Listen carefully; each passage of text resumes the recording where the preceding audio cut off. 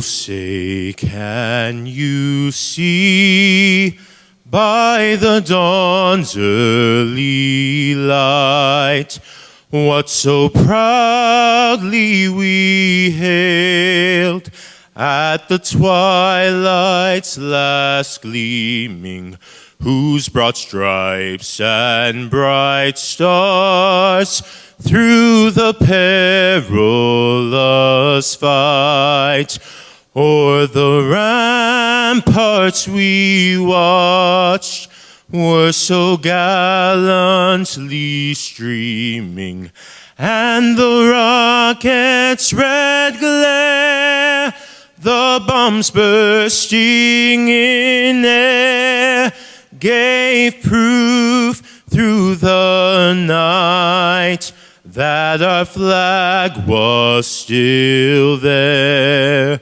Oh, say, does that star-spangled banner yet wave o'er the land of the free and the home of the brave? Good morning, everybody. Are we looking forward to a great conference? Yes. We are excited to bring you this great conference, and we hope that you are ready to absorb all of the information we have for you. I am the president of the Congressional Black Caucus Foundation, and on behalf of our staff, I want to welcome you to this great conference. I'm honored to be here and honored to have you here. This morning's topic will focus on voting rights, and voting issues. As you know, this is a critical election year, and so we hope that you will leave here with information that will equip you to be engaged in the process and to encourage you to go back and fire up all of your, because you're going to leave here fired up. And so you're going to go back, you're going to be so fired up till you're going to talk to all your neighbors, your friends, your co-workers, and your church members to get them fired up also, so we'll make certain that we have a great turnout in November. We are very pleased with all the hard work that has gone into preparing this, the hard work by the board, by the staff of the CBCF, and the numerous volunteers that are here, as well as the staff of the members of the volunteers we've received from the Congressional Black Caucus. We are especially proud to introduce to you our new group of 2012 fellows. As you know, we have a fellowship program, and this provides opportunities for young professionals who are interested in careers in policymaking. So please join me in congratulating this year's fellows.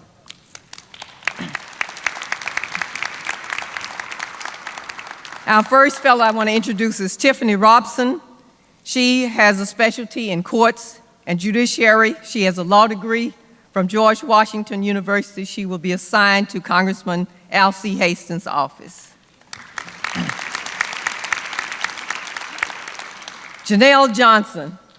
This is our first Donald Payne Foreign Policy Fellow. We created this fellowship in honor of our late chair. Janelle has a master's in public policy from the University of Chicago. She's also studied abroad in Jordan, and she will be working out of the office of Congresswoman Karen Bass. Jillian Johnson is our education fellow. She has a master's in higher education and student affairs administration from the University of Vermont. She has worked in Senator Leahy's office, and she will be assigned to work in Congresswoman Marcia Fudge's office. Thomas Cuffey is one of our first science and technology fellows. He has a law degree from Georgia State University, and he's also served as a legal intern with the Gospel Music Channel and with the Discovery Channel.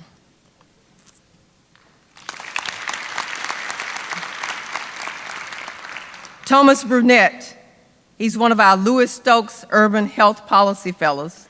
He will be working in the office of Congresswoman Donna Christensen. He has a law degree from AU, the Washington College of Law.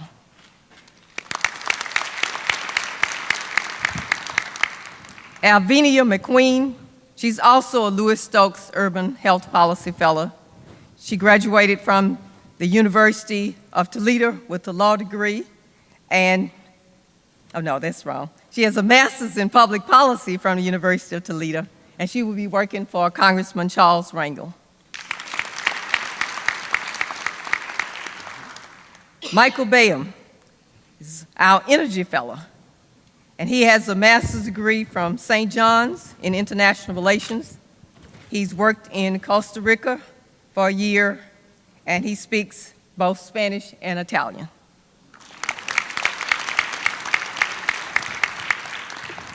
And finally, M. Reese Everson is a congressional fellow, and she came to us. She was formerly a principal in the Everson Law Office.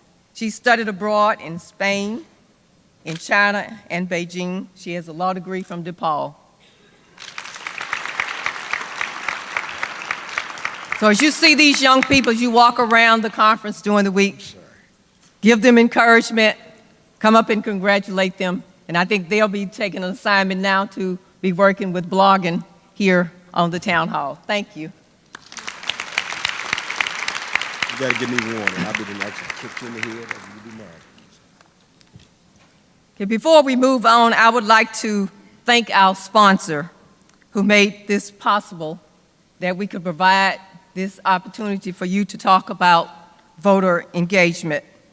We are very pleased that when we reached out to SEIU, the Service Employees International Union, that they decided that they will be happy to join us today for this important topic. And so we're very pleased that their Executive Vice President, Jerry Hudson, will be with us today. Thank SEIU. I would also like for you to know that we are partnering with Google to bring this conversation around the country. And so we're having Google Hangouts in several cities. We will be joined by way of technology by audiences from Ann Arbor, Michigan, Atlanta, Georgia, Austin, Texas, Cambridge, Massachusetts, Chicago, Illinois, New York, and Pittsburgh, Pennsylvania. We also have the FFL-CIO and the Lawyers Committee for Civil Rights under Law. They will be here today passing out literature on this particular topic as you leave the room. And also the Lawyers Committee has a booth down in the exhibit area, so if you don't get the material this morning or you want to talk to somebody, you can go down to the exhibit area sometime and speak with the representatives of the organization. And mention the exhibits, right after this session, we will have the grand opening for our exhibits. And our exhibit showcase is great because we have an author's pavilion there. We have a marketplace there. We have free health screenings there. And we have hundreds of exhibiting companies. And please take time to go down and visit with them and take advantage of what they have to offer. They will be opening today at noon and staying open till 7. And then on Friday, they open from 9 to 6, and on Saturday from 8 to 1. So please enjoy this conference. Take advantage of all we have to offer. There are digital signs throughout the convention center with information, updating information. And then also, for those of you who are into new technology, we have an app this year, a CBCF ALC app. So those of you who have not downloaded, you can download the app on Google or iTunes. Search 2012 ALC Companion App. Thank you and enjoy the conference. Please welcome the chair of the Congressional Black Caucus Foundation, Ms. A. Shawnice Washington.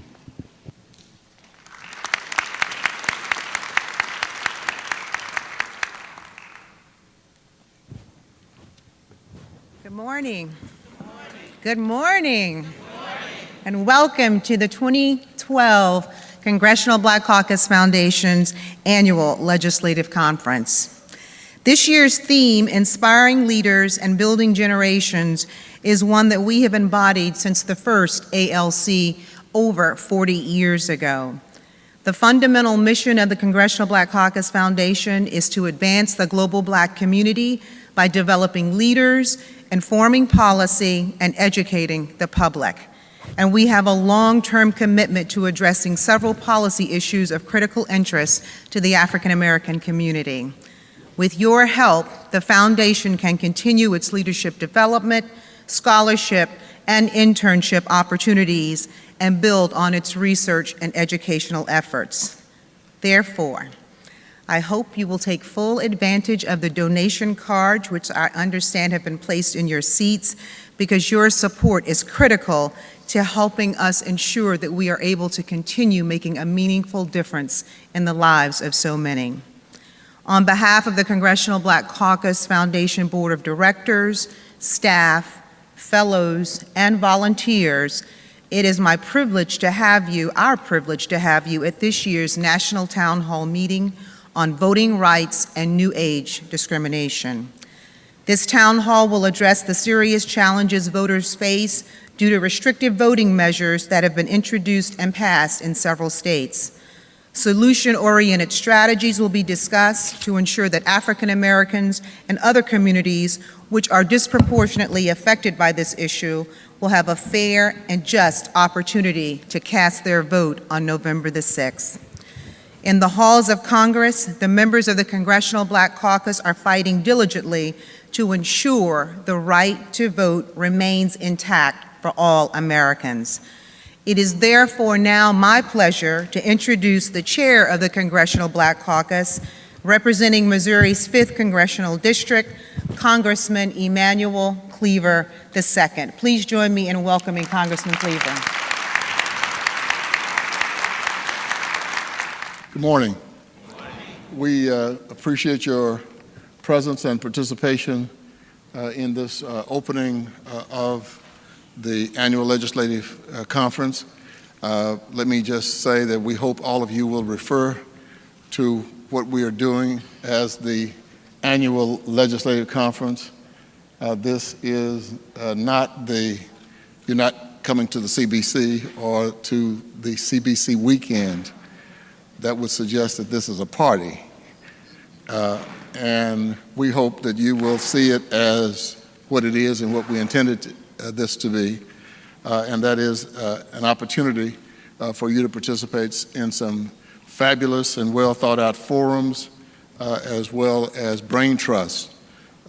Our foundation staff has worked all year to put on these events.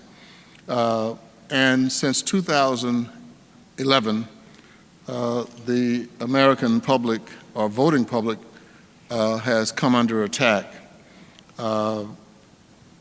We never would have predicted in the 1970s or in the 1980s that in the year 2011 that we would be fighting an attempt to suppress or discourage minority voting power. We should have understood it because in 2008, African American and Latino turnout was the highest ever. And for the first time,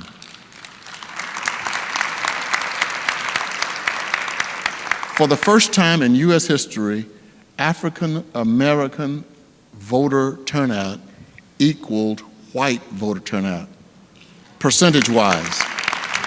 Not in numbers, but percentage-wise. And we were dumb and thoughtless if we did not understand that that would be a response to that. And we did not predict what happened.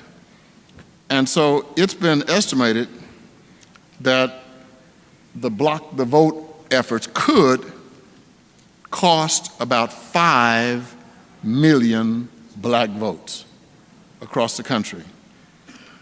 And that could jeopardize the election whichever way you choose to vote. This is a foundation. We take no political sides. I'm for whoever wants to win. Nevertheless, we've had 176 restrictive bills regarding voting laws have been proposed in 41 states. Now understand that we cannot even find an instance of voter fraud. In the last 20-something years, the Justice Department has investigated like 2. So why, other than what I mentioned earlier, would there be such an effort to deter minority voting power? We see this assault as both numerous and dangerous. And think about photo ID. I was born and raised in Texas. When I started looking into the family background, the Cleaver family background, I was fortunate enough to have my great-grandfathers with me until I was out of college. On the Cleaver side, the males tend to live a long time. Most of them get right up to or past 100. I'll probably get hit by a truck. But my great-grandpa, the Reverend Noah Albert Cleaver, lived to be 103. My twin boy sat on his knee on his 100th birthday. My great-grandpa preached, worked in the community, and in 103 years, never voted because he refused to pay the Texas poll tax. Yeah, it was only $1.50, but $1.50 was a lot of money, and even if he had it, it was the principle. In 1879, we were constitutionally regarded as 3/5 human, slightly above apes. And so when the 15th Amendment was passed, we didn't come out much better. The law was, unless your grandfather voted, you had to take a literacy test. And of course, no grandfather of a black person had ever voted. So all black people in Texas and many other southern states had to take a test. And the test that has irritated me the most in the Alabama literacy test, and you can find these tests, it's amazing, all it's gonna do is make you angry, so don't do it, if you're trying to be nice to your spouse or something.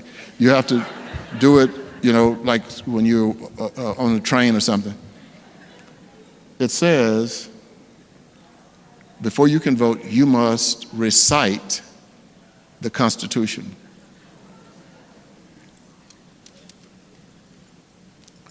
And of course, nobody's going to be able to recite the Constitution, so they can't, they're then rendered to be too illiterate to vote. And so that's why I become so angry at any African American who refuses to vote. They are not worth the color if they don't vote. They ought to give us their color back. The African American credentials need to be snatched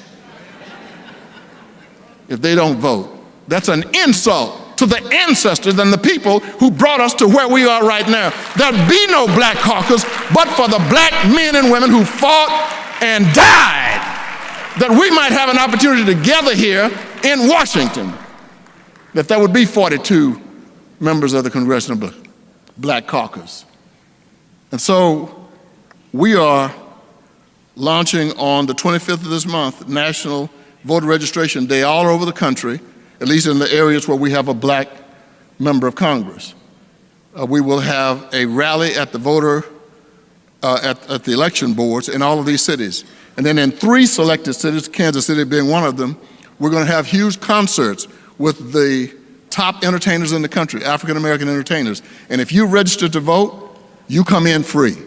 If you're not registered, you can come and register at the door and then come in free. If you haven't had a change of address card, you can show up anyway and still come in free. We've got to do everything we can to get people energized and understanding what is being done to us. You know, if people understood what was being done and still chose to not to vote, then I understand they have some mental problems. But if they are unaware, then maybe that's our fault.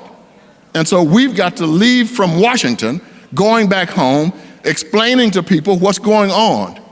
And so I appreciate the opportunity that you come here from all over the country. Hopefully you will leave with a voter guide toolkit that you can take back to your home districts and understand this voter ID law is intended to have some consequences. My father is 90 years old. He turned 90 on July 16th. He's just as alert as anybody in here, and he rides a bicycle about 3 miles 2 or 3 times a week, and he's not tired. He sits at home, and then he calls his girlfriend, and they sit around and talk. But for the fact that my daddy and on the Cleaver side of my family, the men seem to live a long time and maintain their mental dexterity, my father wouldn't be able to vote because he wouldn't have a driver's license.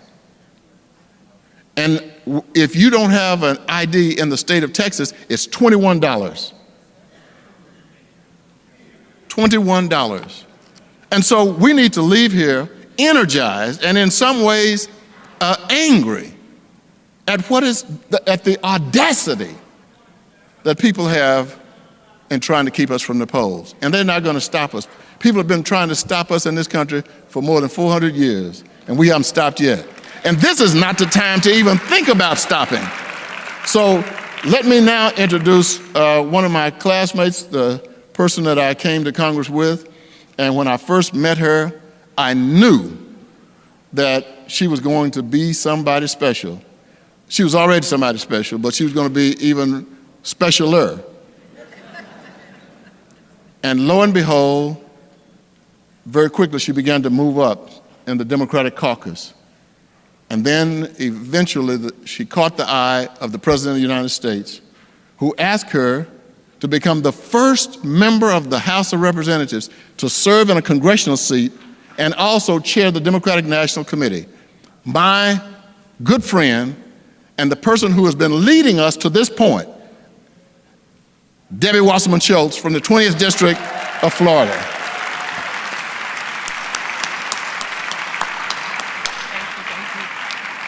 Thank you so much. Thank you so much. Good morning. Thank you so much, Chairman Cleaver. Really, can I ask you to give a round of applause to my friend and our leader, Emanuel Cleaver. Such an incredible leader and spokesperson for civil rights and civil liberties. And I'm proud to be here to join my colleagues in the Congressional Black Caucus and all of you for the 42nd Annual CBCF Legislative Conference. As a member of Congress representing communities within South Florida, I'm particularly focused on voting rights and ensuring that we protect the most fundamental right that we all have as American citizens, the right to vote. And while I'm not wearing my DNC chair hat here today, I would be remiss if I didn't acknowledge that as the person charged by President Obama to lead the Democratic National Committee and get Barack Obama and Joe Biden across the finish line this November, I'm especially interested in any effort to suppress or deny voting rights, as I know you all are too. It is really shocking that we need a forum on voting rights in 2012, but we press on. Chairman Cleaver, thank you so much for your friendship and for your leadership and for all that you do for the African American community and all Americans as chair of the Congressional Black Caucus. And to my sister friend, who I know is back there, Congresswoman Gwen Moore, and the man who always has my back, Congressman Anjay Carson, congratulations to both of you on your co-chairmanship of this year's annual legislative conference. The program that the two of you have put together is outstanding, and I look forward to participating in many of the workshops and events. And I know a number of my Congressional Black Caucus colleagues are here today, Mel Watt, Marcia Fudge, who I hear rumors about future leadership opportunities, and glad to hear that, excellent choice. The great John Lewis and Charlie Rangel, and so many other members who are here. It's a privilege to serve with all of you in our nation's capital. 47 days. 47 days until Americans go to the polls. There is so much work to be done on so many fronts, and I know this conference will help us focus and drive our legislative efforts over the next year. But we should also use the information that we gather here to help inform others about the issues that are at stake in this election. Now, I know I don't need to tell anyone in this room, but the defense of civil liberties and the fight to eradicate discrimination is not something relegated to the history books, is it? It is an ongoing struggle, one that each generation must fight anew. We stand together in this struggle and have a steadfast commitment to protecting the fundamental right to vote for all Americans, regardless of their party or political beliefs. That's because we know voting rights are at the core of our democracy. The franchise strengthens our society and provides fertile ground for liberty to flourish. We must not allow those who seek to consolidate power and put a thumb on the scales of the democratic process to succeed. We must remain vigilant in our efforts to ensure that all eligible Americans have the opportunity for their voices to be heard and their ballots counted so that we can continue to move our country forward. I'm sure that you're all aware of recent suppression efforts in my home state of Florida and across the country. In the past 2 years, we've seen a new organized assault on voting rights that may not seem as obvious as the overt efforts to disenfranchise eligible voters a generation ago, but it is no less insidious.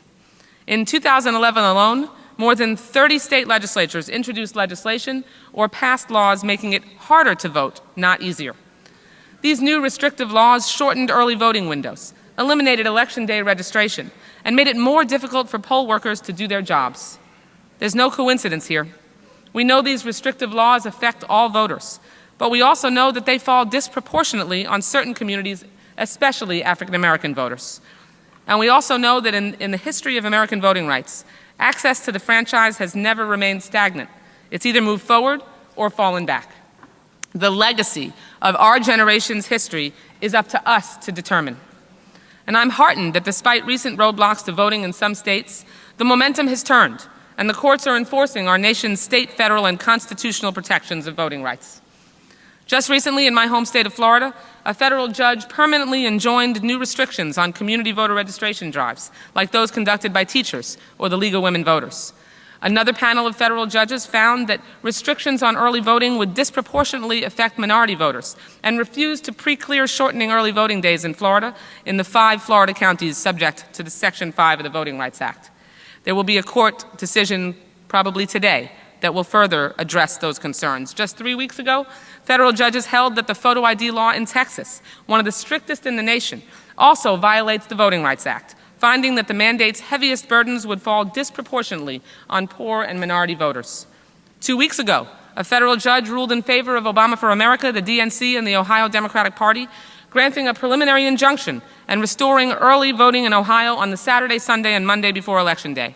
Right now, we're continuing this fight in the 6th Circuit Court of Appeals. Thank you. Thank you. And we will continue the fight all across the land. And just 2 days ago, the Pennsylvania Supreme Court took action that questions that state's new photo ID law. The High Court set aside a decision upholding that law and told the trial court that it must make certain that the new law results in no voter disenfranchisement. None. That case continues, and so will we. We will continue the fight. Thank you. Thank you. We will continue the fight in Congress, too. I'm proud to be a member of Whip Steny Hoyer's Voting Rights Working Group, along with many of my CBC colleagues, and an original co-sponsor of Congressman John Lewis's Voter Empowerment Act of 2012, which I'm sure you'll hear about this morning. We're all working together to make progress and preserve the ability of voters to cast their ballots and have their votes count. But we need to make sure that the public remains informed and vigilant, and that's what this morning's panel is all about. Remember, justice has a funny way of prevailing when those who defend it remain resolute. So take heart, remain resolute, and by all means, vote. And make sure everyone that you know that is within the sound of your voice and within your arm's reach casts their right to vote. Thank you so much, and have a wonderful conference. Thank you. Please welcome the co-chairs of this year's annual legislative conference, Congresswoman Gwen Moore and Congressman Andre Carson. And also please welcome Congressman Charles Rangel. Good morning, brothers and sisters. We want to thank Chairman Cleaver, who you've heard from this morning, for his tireless leadership within the Congress and within the Congressional Black Caucus as our chairman. We also want to thank our good friend and sister, my classmate, Representative Debbie Wasserman Schultz, who you've heard from. I can tell you that there is no way to start a town hall meeting, this 42nd annual legislative conference, without asking our elders for permission to speak. And so we have on the stage with us today one of the founding members of the Congressional Black Caucus to bless this affair and to bring us greetings. Ladies and gentlemen, brothers and sisters, please welcome Representative Charles Rangel from the 15th District of New York. All right. Thank you, my good friends. Thank you so very, very much. You may notice that when speakers come out here to speak, normally they come out alone and either read or greet you. But they told me in the back that I had 1 minute to speak to you. And so with all of my 82 years, I looked at both of them startled. But they just smiled and said, go on out. But I had no idea that they were prepared to do what we do at the Apollo. You know? In New York, when we have our amateur hour, if you go over time or the audience not pleased, they just drag you off stage. But quite frankly, as always, I am just so overwhelmed and excited about how far we have come. When I got to the Congress in 1971, I was met by our mentor, Charles Diggs from Detroit, Michigan, a man that had so much vision in recognizing that not only were our roots from Africa, but Africa had to be a player on the world scene.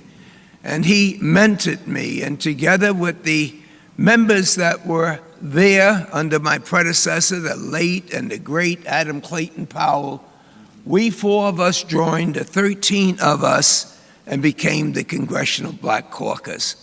We didn't get together just because we were men and women of color. We got together because we recognized that coming together was a vision of strength. Coming together meant our votes meant something. Coming together meant that we wanted to tell everybody, no matter where they lived, that whether or not they had a member of color, it didn't matter because we took the responsibility to speak for them wherever they were. And can you imagine in 10 years that 13 grew to 26, another 10 years to 36, another 10 years to 42 and 43, and now the Congressional Black Caucus is the largest caucus that we have in the House of Representatives today.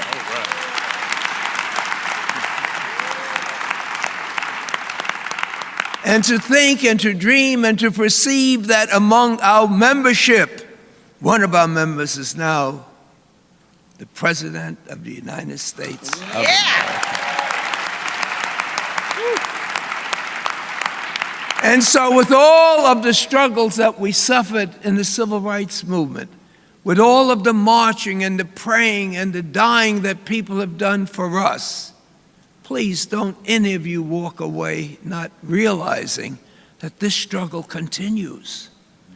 And the same type of mentality that would rush there to prevent us from voting yesterday exists today with the same motivation to stop us from voting.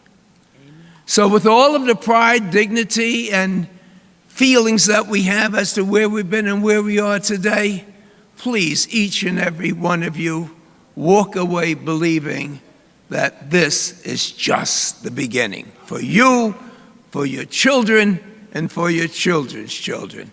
Take me off. Yay!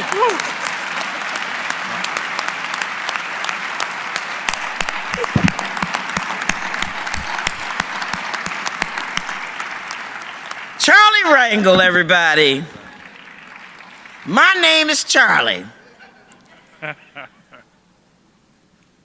You know, this is the 42nd annual legislative conference, and I want to welcome you to the National Town Hall meeting. As co-chair of this year's annual legislative conference, it has been an honor and, quite frankly, a thrill to work with my giant, and I mean that figuratively and literally, colleague Congressman Andre Carson of Indiana. Thank you.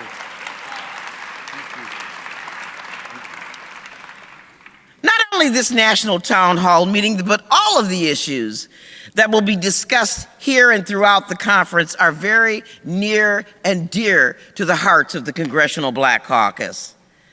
And I know that they are concerns that you in the larger community have as well.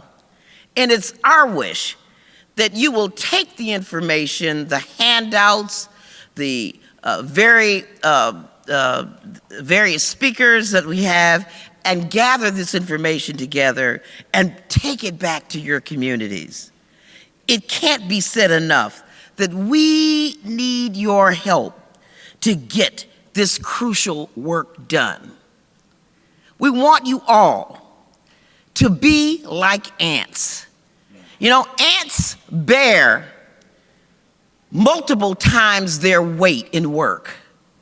And you'd look at a tiny little ant and think, what can they do? But remember the old African adage that together the ants eat the elephant.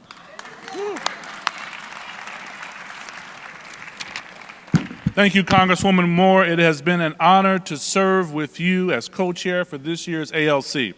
Friends, you just reading that, or do you mean it? I mean it from the bottom of my heart. You're from the Midwest. How could I not? Okay. And you're looking gorgeous in that canary yellow. Come on now. Friends, it is an honor to be here for this morning's panel. You know, my home state of Indiana was the first of many to enact voter ID laws. And our Republican legislature passed one of the strictest laws requiring voters to present a government-issued photo ID in order to have their vote counted. Now, they claim that this law was necessary because it would address rampant voter fraud.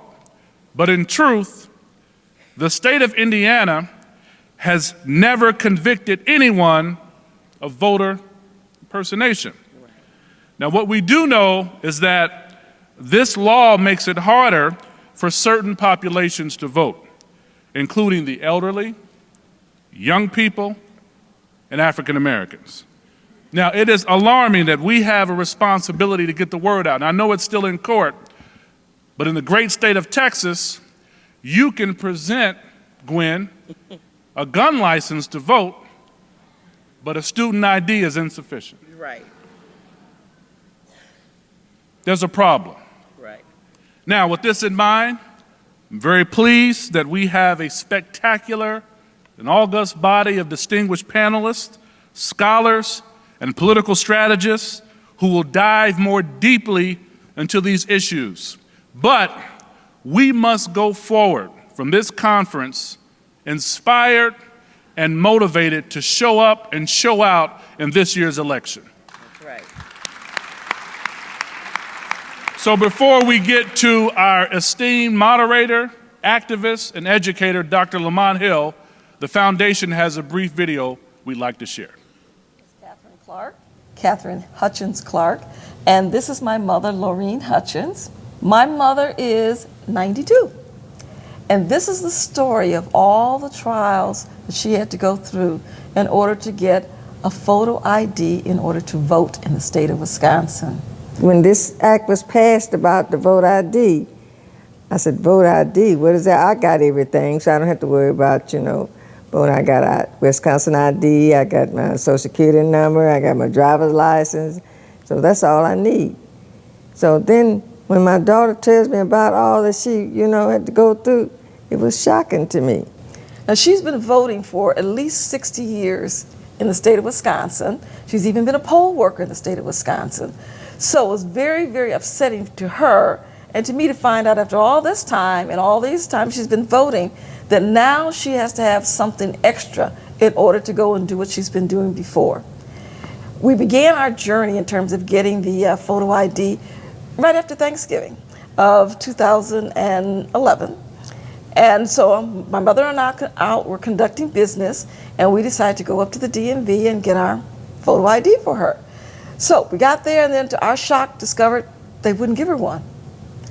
Now, my mother had an expired driver's license, but they said that wasn't good because it was too old. She had a photo ID from the Milwaukee County Department of Aging, said that wouldn't work either. So the only way she could get a photo ID for the state of Wisconsin was to have a certified birth certificate from the state of Mississippi where she was born. Now, as soon as they told me, I knew it was going to be a problem because I had tried to get a certified birth certificate from the state of Mississippi a few years prior to that. And it cost me $2,000 in order to get a corrected certified birth certificate. There were so many errors on the birth certificate that they told me that I would have to go to court and I would have to hire an attorney in the state of Mississippi in order to do that. So with attorney fees and court costs, it was $2,000. Ladies and gentlemen, please welcome our moderator, CNN commentator, host of Our World Black Enterprise, and Columbia Professor of Education, Dr. Lamont Hill.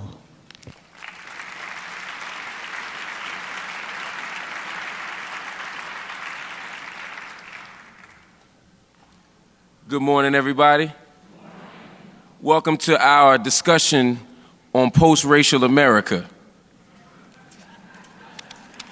Y'all ain't heard? No, seriously, this is an important conversation we're going to have today about voter discrimination, about voter ID laws, and how it constitutes really the new form, 21st century form of racial discrimination. There's a lot of conversation going on right now about what these voter IDs mean. The Republicans say it means one thing, Democrats say it means another. I think they want me to be nonpartisan and objective, and I will when the panel comes out. But before they come out, while they're getting their makeup on, I'm gonna tell y'all something. This is not anything to be objective about. This is a clear case of racial discrimination. What's going on right now is important. You see, because this election will be decided by these types of issues. Republicans don't win by genius. They don't win because they make a compelling argument. Republicans don't win because they convince the people that their plan, at least for the 47% of us, is good, right? What they do is they win by the margin of poor people that don't vote. They win by the margin of brown people that don't vote. They win by the margin of black people that do not vote. And even though in 2008, Barack Obama was able to register a whole new generation of voters, he was able to galvanize a whole new wave of people who will enter the polls and make different decisions about their future, about education, about healthcare. Even though all of that happened, they have managed somehow to convince us that for the sake of preventing voter fraud, they need to restrict our access to the polls. Now, they tell us that it's voter fraud. You know what the odds are of voter fraud occurring? Was it like 1 in like a trillion? It's some crazy. You have a better chance of being struck by lightning in front of a house that you won on Publishers Clearinghouse. I mean, the odds are so slim, and yet they convince us of that. And so what we have to do today is have a conversation. We have to have an analysis. We have to have an action plan. And so what we're going to do is all three of those things. We're going to talk about the issues. We're going to talk about where this comes from, because this is not new. And then we're going to talk about what to do between now and November so that we do not lose this election. We can lose an election, but we can never lose the vote. I'm going to say that again. We can lose an election, but we can never lose the vote, because the vote is a reflection of our citizenship. The vote is a signpost of how far we have come as a nation. The vote was co-signed. The 1965 Voting Rights Act was something that was co-signed in ink. It was written in the blood of our grandmothers and our grandfathers and our great-grandmothers and our great-grandfathers and all the black folks since we've been in America who have struggled to make us full human beings. And even if the world is not fully convinced of that fact, I am. You are. We are. And so we're going to have a group of people here who are of all political parties, different generations, different ideas, who are all committed to protecting our interests, protecting our vote, and protecting our country. Now, before I introduce the panel, I'd also like to thank the Service Employees International Union. Please give them a round of applause. They are our sponsor. Particularly, I want to thank Valerie Long, who is the International Executive Vice President. I'd also like to thank Jerry Hudson, who is the Vice President, Executive Vice President. They both sponsored the town hall, and for 90 years, the SEIU has been committed to building a fair economy, providing workers a voice on the job, fighting for equality, ensuring that all working people live with dignity. At a moment where unions are under attack, at a moment where workers' rights are under attack, it is so important for organizations like this to exist. So get them one more round of applause, please. I know y'all didn't come to hear me talk, so it's now time for me to bring on the panel. First up is Representative Marcia Fudge.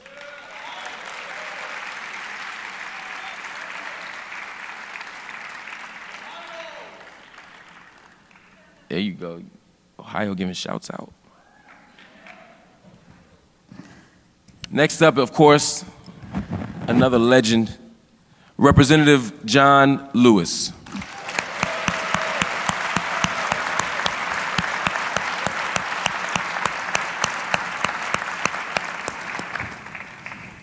We also have Representative Mel Watt.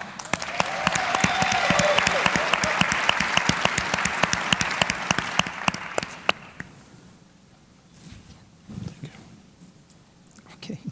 Next up, one of my favorite people. I love watching her duke it out on a TV screen. Next up is Ms. Donna Brazile.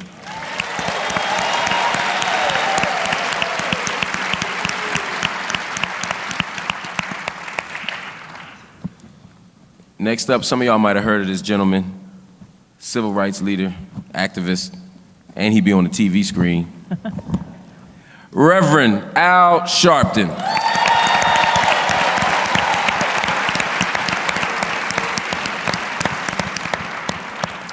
And I want to give a special thank you to Reverend Sharpton because he was able, I want to give a special shout out to Reverend Sharpton because he was able to fill in for us on short notice. When I asked him to come, I told him he's going to be moderating the panel. Normally when he does these panels, he does them with Ben Jealous, he does them with Marc Morial. Those three key civil rights organizations, the National Action Network, the NAACP, and the Urban League, normally do this in conjunction. He didn't know that when he came out. I apologize for that. But we do thank him for being here. And once again, give Reverend Sharpton a round of applause.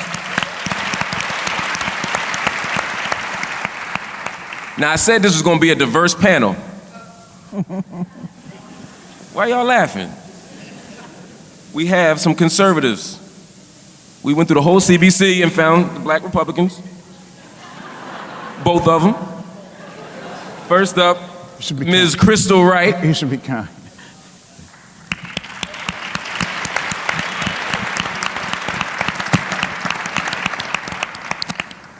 And we have Mr. Ron Christie.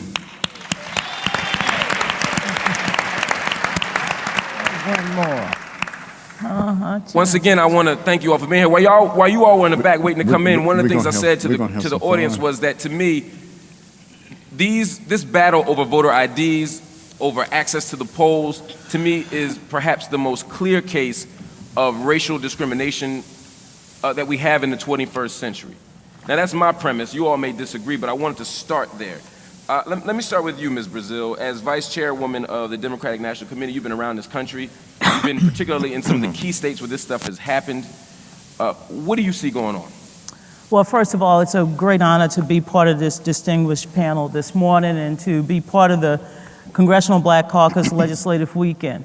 Over the last 12 months, we have seen more than 180 restrictive voter ID laws introduced in state legislative halls all throughout the country.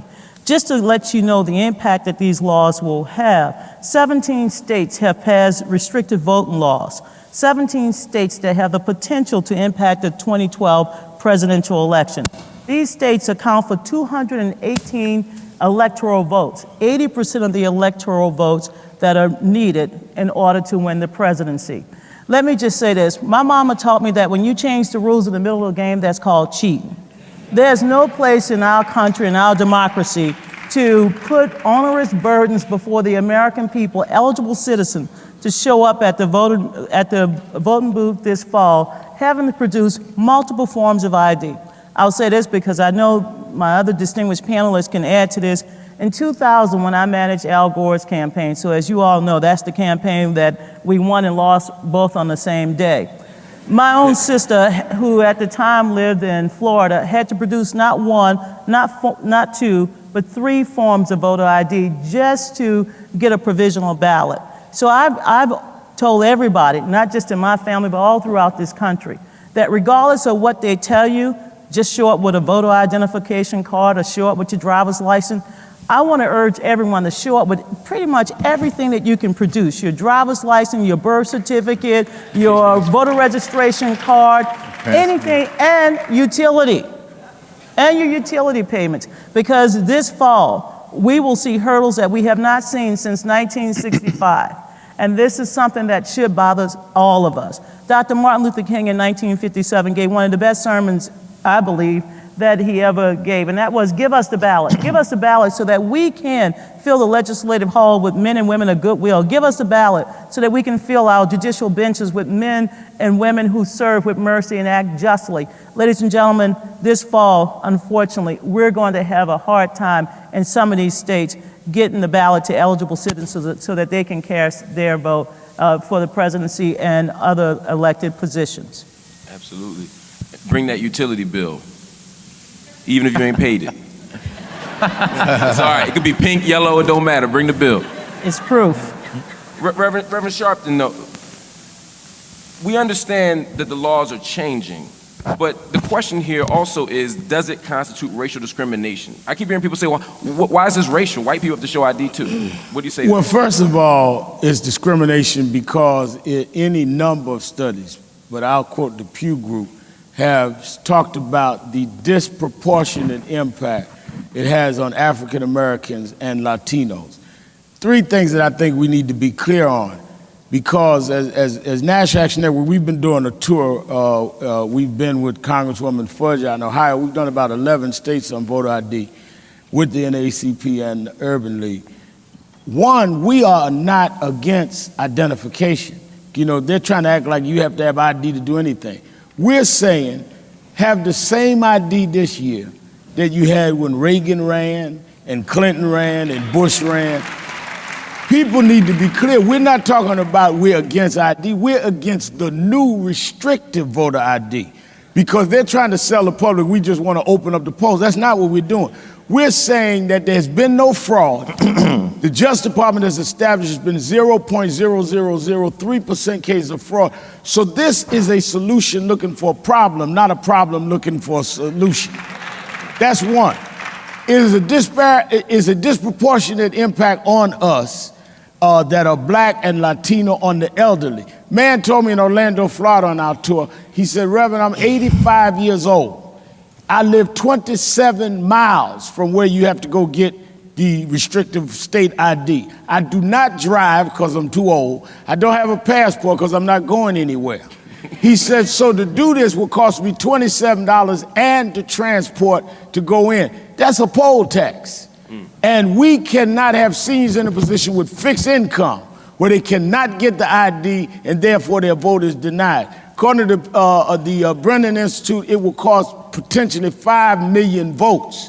If you look in Congressman Watt's state, where we won by a low number of votes in North Carolina, in 200,000 in 08, 14,000 in Virginia, just shaving off 100,000 votes in these states could turn this election. One. Secondly, when you look at Congressman John Lewis and others that paid the price for us to vote, I think that Donna is right. We need to have a 2-pronged strategy. We've got to fight to change the laws, but we need to do everything we need to do to vote this year so where we can't turn them around like Ohio and Pennsylvania and Michigan, Reverend Charles Williams and others have done in Michigan, we can still vote. Because if they could take no right to vote and stand up against Jim Clark and Bull Connor and get beat like John Lewis and Hosea Williams, and houses bombing, Goodman Cheney swearing to kill, then what excuse do we have that we can't get a couple of IDs and go to the poll? We cannot be that lecherous and lazy that we cannot do what we have to do this November. So as much as we are outraged about it, we need to have a strategy that we are therefore going to be proactive and deal with it. Lastly, I'm glad you put me on this side because I am with the conservatives. I'm a conservative. I'm trying to conserve the Voting Rights Act. I'm trying to conserve the Civil Rights Act. The radicals are those that are trying to have a radical departure from what made this country great. We're trying to conserve the country. Others are trying to turn the country back, and we're not going back. Not going back. We're gonna let the conservative members of the panel jump in. And by the way, just to be clear, I was just teasing them. They're both friends of mine. Actually, we're very grateful to have them on the panel. This is a nonpartisan event, a nonpartisan caucus that's designed really to come up with issues and answers rather than to engage in the kind of bitter partisanship that has really undermined progress over the last 4 years. Reverend Sharpton mentioned the law. I want to acknowledge some of the lawmakers we have in the room who haven't been. In the front row, we have Representative Emmanuel Cleaver, Gwen Moore, Andre Carson, and Hank Johnson. Can we give them a warm welcome, please?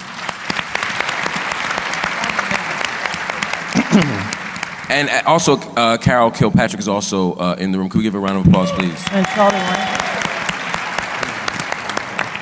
Now, I'd like to go to the three lawmakers that are on the panel right now, because part of what this has become in some ways is an abstract argument. It's become a kind of ideological argument where people aren't entirely clear of what's at stake. And so what I'd like Representatives Fudge, Lewis, and Watt to talk about is what kind of issues are voters in your districts dealing with right now with regard to voting? I go to seniority. Okay, go. All right. Seniority. You're in charge. John. Well, first of all, the issue of being able to vote, being able to participate in a democratic process shouldn't be a partisan issue. Mm-hmm. Right.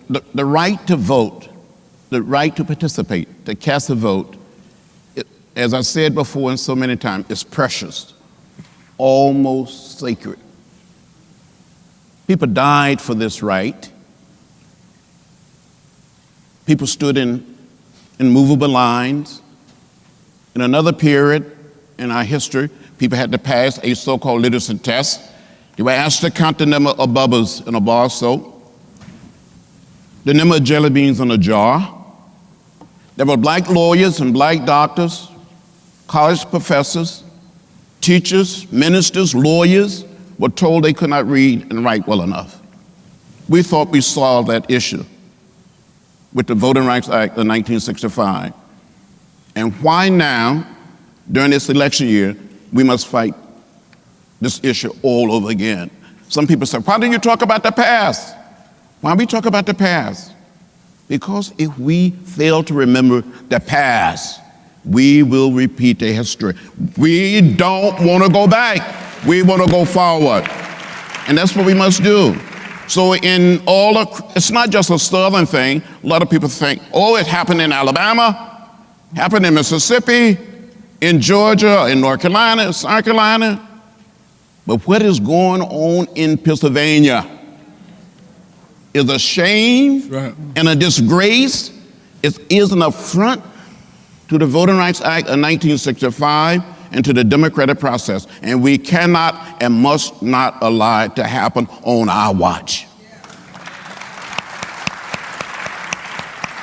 Now, Al will tell you, Reverend Al, that if we allow what is about to happen in Pennsylvania to happen, maybe 700 or 900,000 people will be denied the right to cast a ballot. We cannot let that happen. Now, only thing I did during the 60s, I gave a little blood for the right to vote. And I tell you, some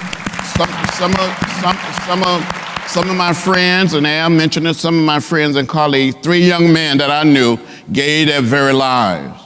Andy Goodman, Mickey Sherman, and James Chaney. And for us, whether we're black or white, a Latino, a Asian American, or Native American, to be silent and not make some noise. And that's why in a few days, some of us are going to march to these polling places, to the Board of Election. And we're going to dramatize the issue once again all across America where we have African American members of Congress. We're going to do it, and we must do it. That's right.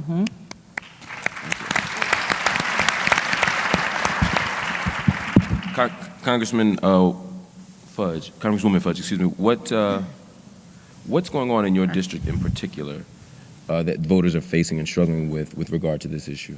First, let me say I'm from the state of Ohio, which everyone knows is it's kind of ground zero for what's going on in this country. We have a Secretary of State who has done everything possible to try to restrict our ability to vote, taking away weekend voting, which we had in the primary this year, taking away longer hours, which we had in the primary this year, has created so many issues, but we have taken them to court, and we've basically won most of these battles. But what people need to understand is that if we can't get our vote out, this election could change significantly in the state of Ohio. So our battle not only is to educate people on what they need to vote, but more importantly, that they got to get out and vote. I mean, we can make sure that people are educated. That is not our issue. We now forced our state legislatures to do away with voter ID. So in Ohio, you can still use your utility bill. You can still use, whether it be your driver's license or any other form of ID that is appropriate. So that's not a problem in Ohio. Our bigger problem is that, in particular, African Americans have historically voted on weekends. So what they do, they took away weekend voting.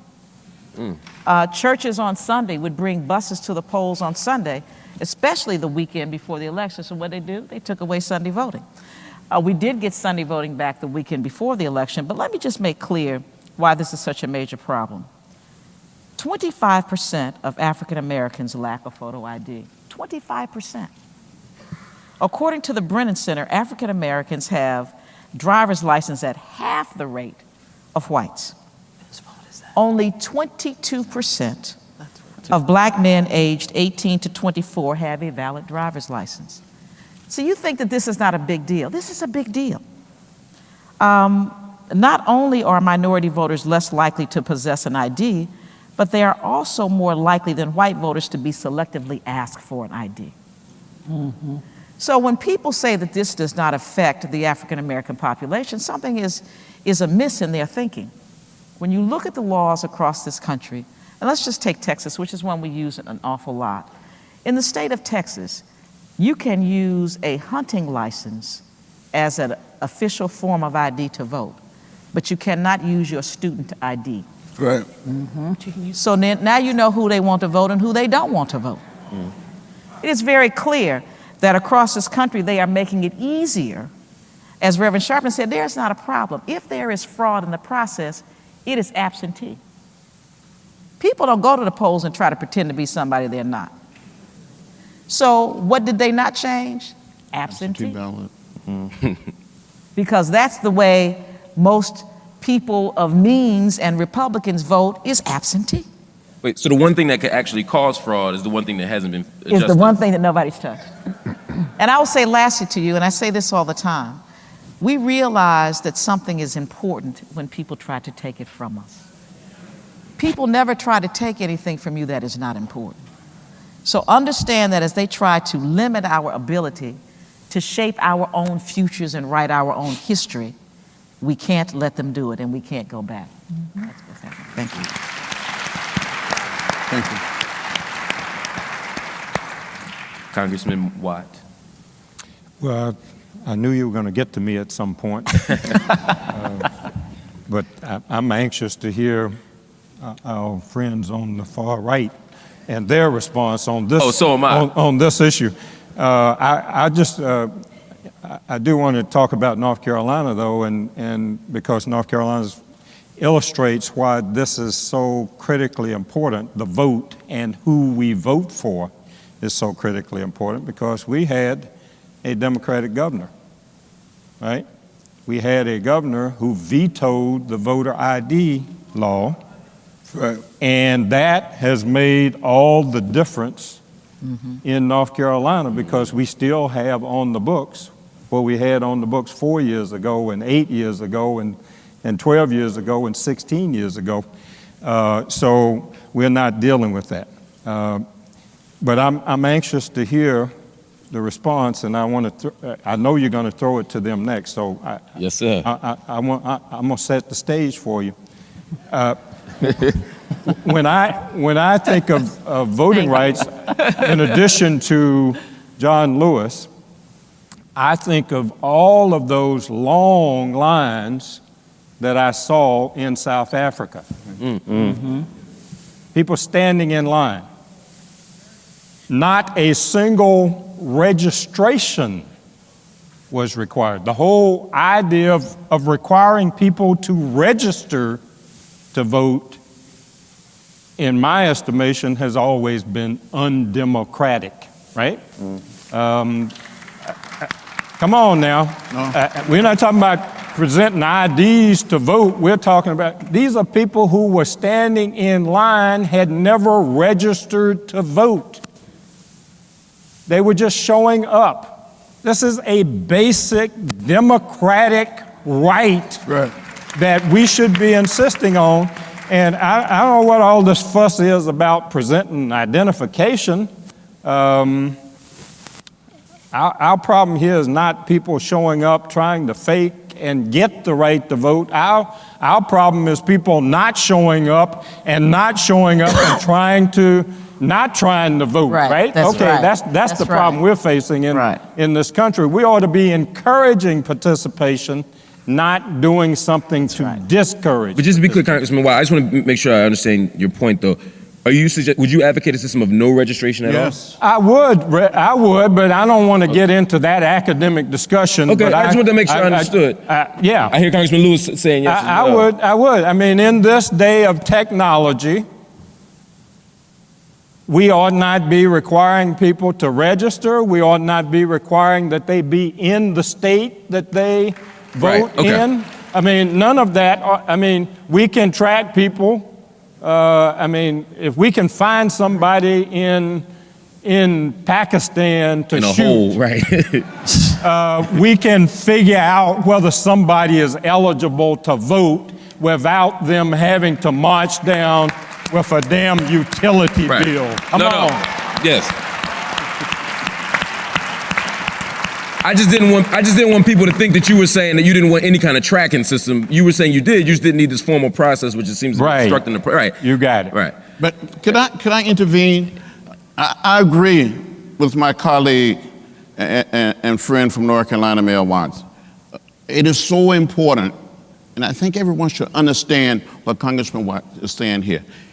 As far back as 1963, at the March on Washington, August 28, 1963, 50 years ago next year, we came up with a slogan, one person, one vote. And that was the slogan, that was the cry of young people going south in the Student Nonviolent Coordinating Committee, that the only qualification for being able to vote should be that of age and residence, nothing more and nothing less. And we're going backward. In a democratic society, we should open up the process and let people come in and not try to keep people out. And that's where we should go, Mel. That's a conservative principle we just stated, I think. I think you're right too, but I'm going to go to the experts on that. Okay. On the other hand, I went in this particular order for this round of questions, but I'll make sure you all jump in at the top of the other one. You all have been hearing all this, Ron. You've been hearing this, Christie. You've been hearing this. The first question for me is: is there any dispute to the idea that this is a clearly racialized, discriminatory set of policies and laws that are being implemented right now? Let me go first. Thank you first for the invitation to come and the opportunity to interact with all of you. I think this is a very, very important discussion that we need to have. And when I listen, and as a student of history and now as a lawyer, I recognize that if it weren't for the efforts of John Lewis and many brave pioneers in the civil rights era, Crystal and I wouldn't even be sitting here today having this discussion, given their bravery and given their leadership. But as a lawyer and as a student of history, when you ask Dr. Hill, is this a racialization question or is this overtly discriminatory, I go back and I give you a few years to think about. In the year 2005, President Jimmy Carter and former Secretary of State James Baker chaired a commission looking at federal election reform. One of the key recommendations these two gentlemen made was that we must have a federal voter identification card to ensure the integrity of the ballot box and the electoral process. I move forward 3 years later to the year 2008. In the year 2008, the United States Supreme Court in Crawford versus Marion County Board of Elections took up this very issue of, is it discriminatory to have a voter ID? Does it marginalize people who are less well off and are of color? And third, does it meet constitutional muster? This was a 6-3 decision. This was not a stacked court. This was not a biased court. This was a 6-3 opinion that was written by the hardcore right-winger, John Paul Stevens. And I say that facetiously, of course. But what they said was that it was constitutional, it was legal, and it was proper for Indiana to institute a voter ID system. It was proper that a Republican legislature had decided to enact this, and that while Democrats had complained and said that this was an overtly partisan method, the Supreme Court also said that that is part of the electoral process, and that's why citizens vote in the representatives who made those decisions. So the third date that I would come up with when you ask, is this a racialization question, is the year 2012, this very year that we're in right now. Earlier this year, the Richmond Times-Dispatch issued an editorial that said, "I'd like my crow served medium rare." In that particular editorial, they noted that they had strong opposition to the voter ID laws in Virginia that were going through the legislature. They thought that they were racist, and they thought that they were going to disproportionately impact people of color. Well, in April, they issued that editorial saying that they'd like their crow medium rare because they said that Virginia did have a problem, that there were 10 felons, convicted felons, who were found to have voted illegally. And also in April of this year, in a statewide report, they found 50 people in Virginia who voted illegally. And so the Richmond Times-Dispatch said that this was not a problem in search of a solution or a solution in search of a problem, but this was very real. And so from my perspective, is this racialization? We are all equal in this country under the color of law. These voter ID laws are designed specifically to allow people to have the confidence in the integrity in the ballot box that has been upheld by our Supreme Court and our rule of law. So no, Dr. Hill, I do not think this is a racialization. And I would like to, if I may, Dr. Hill. Please, everyone, let them respond. And Crystal, in your answer, I'd just like you to sort of, I want to push this forward just a little bit. So when you look at the data that suggests that when these laws get implemented, fewer black people vote, fewer black people have access to the polls. Data, okay. How is that not on its face a racialized set of laws and policies? Well, I want to backtrack a little bit, and then I want to go to some data that nobody's mentioned and Ron Christie has touched on. I grew up knowing that my parents sat at lunch counters. My mom tells me these stories. They resonate with me because they've made me the woman I am, the fearless woman to have a different opinion, to sit here before you and say that I don't think Martin Luther King fought for us to be in the year 2012 to be told that blacks can't. I remember my mother telling me when she was a little girl, she had to go to a segregated beach and had to sit on this side and watch the white people sunbathe, watch the white people enjoy all the beauty of the ocean and the sun, while she and her family knitted together blankets to have a canopy to protect themselves under. I remember my dad talking to me about when he went to the Medical College of Virginia and he was the only black to integrate his dental class. He helped his white colleagues study. They got better grades than him. This did not deter my father. He continued, pressed on, and became a great dentist, and he still practices today. When we were little, my parents built their dream home in Richmond, Virginia, in a subdivision where they thought they would have access to a country club. I was in grade school, and my parents were told they couldn't swim their kids couldn't swim at the pool. They couldn't play tennis because we were black. They sued the Salisbury Country Club. Their case went all the way up to the Virginia Supreme Court. They won. They didn't win so that we could swim in the pool with the white people that didn't want us there. They won to teach their children, myself and my brothers, to fight for what is right. So that experience that I have growing up, being told that in the face of adversity I could always achieve, this does not jive with voter ID laws. And folks, here are the facts. Voter ID laws are not Jim Crow because they apply to all of us no matter what our skin color. And I want to go back to the Brennan Center stats that respectfully Congressman Fudge highlighted. 89% of Americans in this country have the proper ID to vote. Whose fault is it that 25% of black Americans will not or cannot get an ID? Whose fault is that? When others seem to get IDs. And did you know in 2008, when the Supreme Court ruled on Indiana's voter ID law, they found it to be constitutional. And guess what? After the laws were passed in Indiana and Georgia, minority participation in the electoral process increased for blacks by 40%. And in Georgia in 2010, when the Republicans were experiencing a surge, guess what? More black voter turnout in Georgia increased by 40%. Latino and Hispanic voter turnout increased by 140%. So why? And American University and the University of Delaware have all found that none of the voter ID laws that have been passed have deterred people from the polls, no matter what the color of their skin. So I find it very hard to believe, and I'm tired of being talked down to as a black woman and being told what I can't do. To me, our message needs to be, what's wrong with the 11%? They need to get with the game and get an ID to vote, because voter fraud does occur. We know that in Colorado, in 2010, 5,000 non-citizens voted. We know in the tight race between Norm Coleman and Al Franken, that race was won by 312 votes. You know what's happened right now? 170 of those votes have been found to be fraudulent, and those individuals have been convicted. 66 of those votes are now being crimes are being brought against the 66 other people.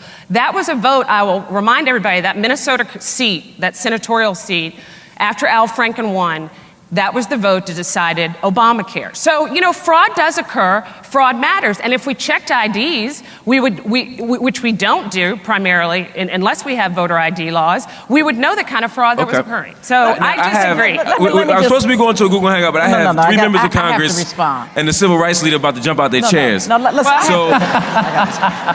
And I'm going to be very, very brief. I'm going to very quickly, because we have to move this along a little bit. I'm going to let Reverend Sharpton and Congresswoman Fudge respond. I'm going to let the Congresswoman go first. And I'm going to be very, very brief. I don't know that anyone here said that we can't do something. The question is, why should we? We fought this battle 40 years ago. Why shouldn't we? Why should we be forced to be? No, I'll let you speak. Please let me. No one here is saying we can't.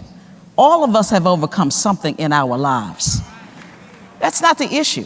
But we fought a battle for equality and justice a long time ago. If we don't stand up for it now, our children and grandchildren will be fighting it 40 years from now.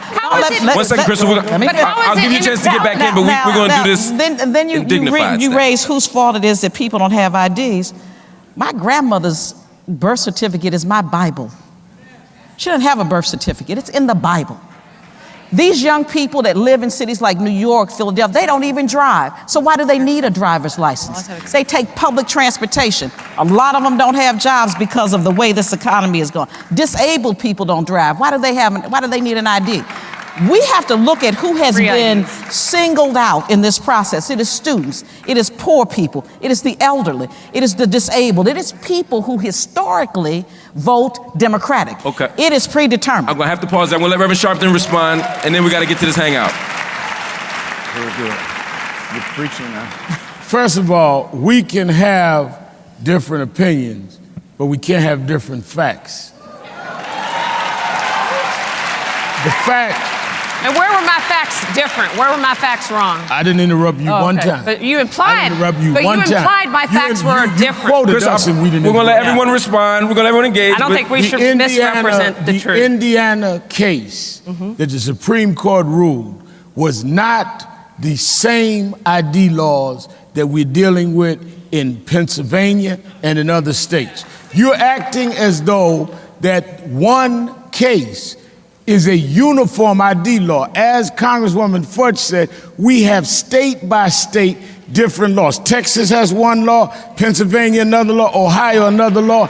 If in fact, as Ron Christie said, they had the national federal ID law, you could say that. We're talking about different states, different laws, and we should not act as though the Supreme Court ruling said that.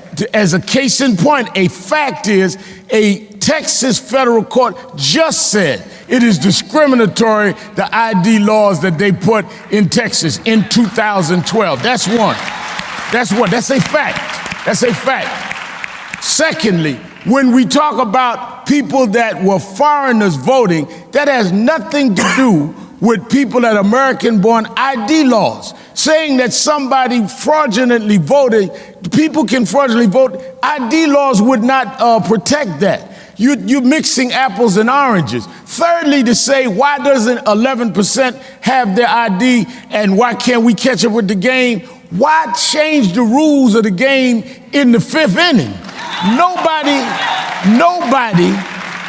when you change these state laws, mostly early this year and late last year, the game was already on for this election. We are not talking about changing something later. We're talking about changing something now.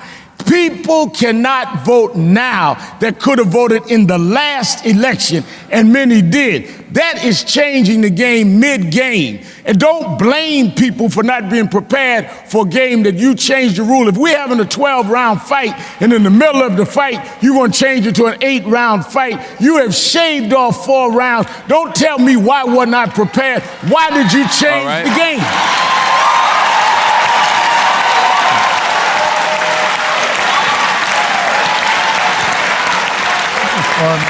I know. All right. We have a question. I just want to echo Reverend Sharpton, since we want to deal with facts, and I did bring a couple. Reverend Sharpton is absolutely right. Prior to 2011, only 2 states passed onerous voter restrictions. They've quadrupled, as I mentioned. We're now up to 41 states. The problem is proof of citizenship. In some states, in addition to having the quote-unquote right form of ID, you have to show other proof of citizenship. And those laws are changing state by state. Only 1 state, to my knowledge, Virginia, has issued photo identification to residents who do not have all of the other forms of ID that's required to get a quote-unquote non-driver's license permit. Now, in my home state of Louisiana, you have to show up with all of the proof of citizenship. Has anyone ever heard of Hurricane Katrina and what happened to many of the records? Right. I mean, I don't even want to go chapter and verse because I can have a pity party if I did.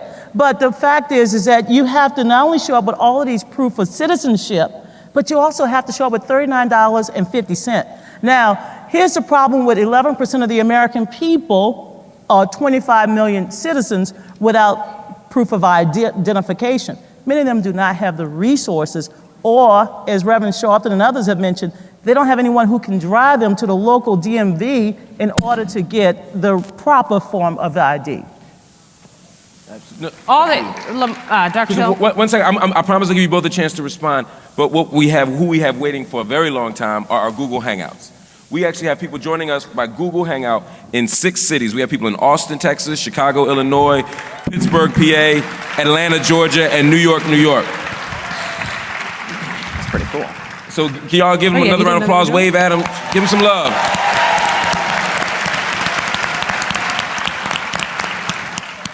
And each of them has, or 3 of them have a question. So we're gonna go to our first question. They've been watching with joy at this exchange right now.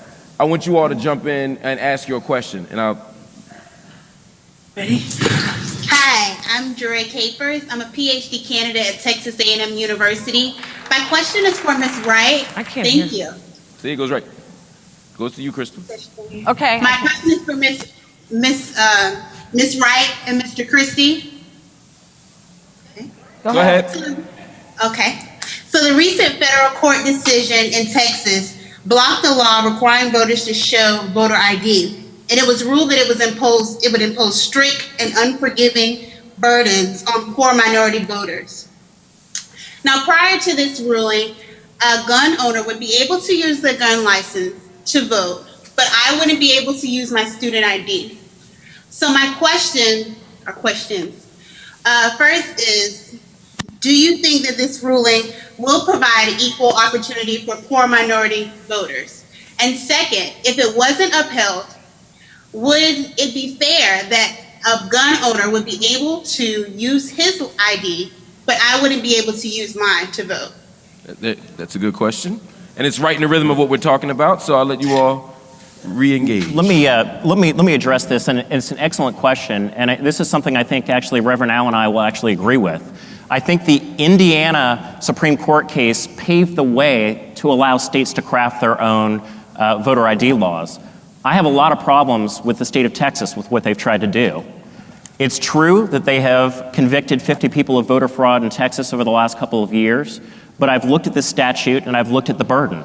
For one, Texas, unlike many of the other states, requires you to come in and you have to pay a certain amount of money to receive this ID. I think that's wrong. I think the ID should be free if the state is going to require you to have it. Secondly, the state of Texas also has put a system in place that the voter ID office is only open from, I think it's 9 to 5 or 9 to 6, and it's not open on the weekend.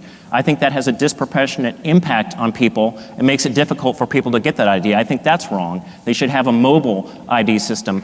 And third, many of the states where they say, well, there's no one who's been aggrieved, we can't prove anybody's actually been harmed by this. In Texas, they actually did have a gentleman who proved that he would have to drive 3 hours in one direction to go to an office, 3 hours in another direction to go back, and he couldn't take off his job. So I think that the Texas statute, as written and as applied, is discriminatory against lower income people, and I don't agree with it. Okay. And we're gonna really fast. This is part of our lightning round. We do agree on that. We agree. A broke clock is right I'm about twice to slide a down day, this though, way. you know. I want y'all to answer. I'll agree with him. We agree with him. You all can agree. We agree with agree. All right. If you jump on in, we're making our responses. Just one second. We're gonna make our responses just a little shorter to accommodate the people in the hangouts and to make sure everyone on the panel gets up. And That's for get in everybody. shorter than we agree. We agree. I think there might be one minority. Hey, we'll take what we can get. I agree with the gentleman. Thank you. Yes, we agree. What we didn't talk about, and Ron touched upon this as well, is that many of the states offer free IDs, and Tennessee offered transportation for elderly people. I think that should absolutely be in the state laws. You know, free IDs. How do we get transportation for those who don't have access to places where they can get the voter ID? Some DMVs are being used for voter ID.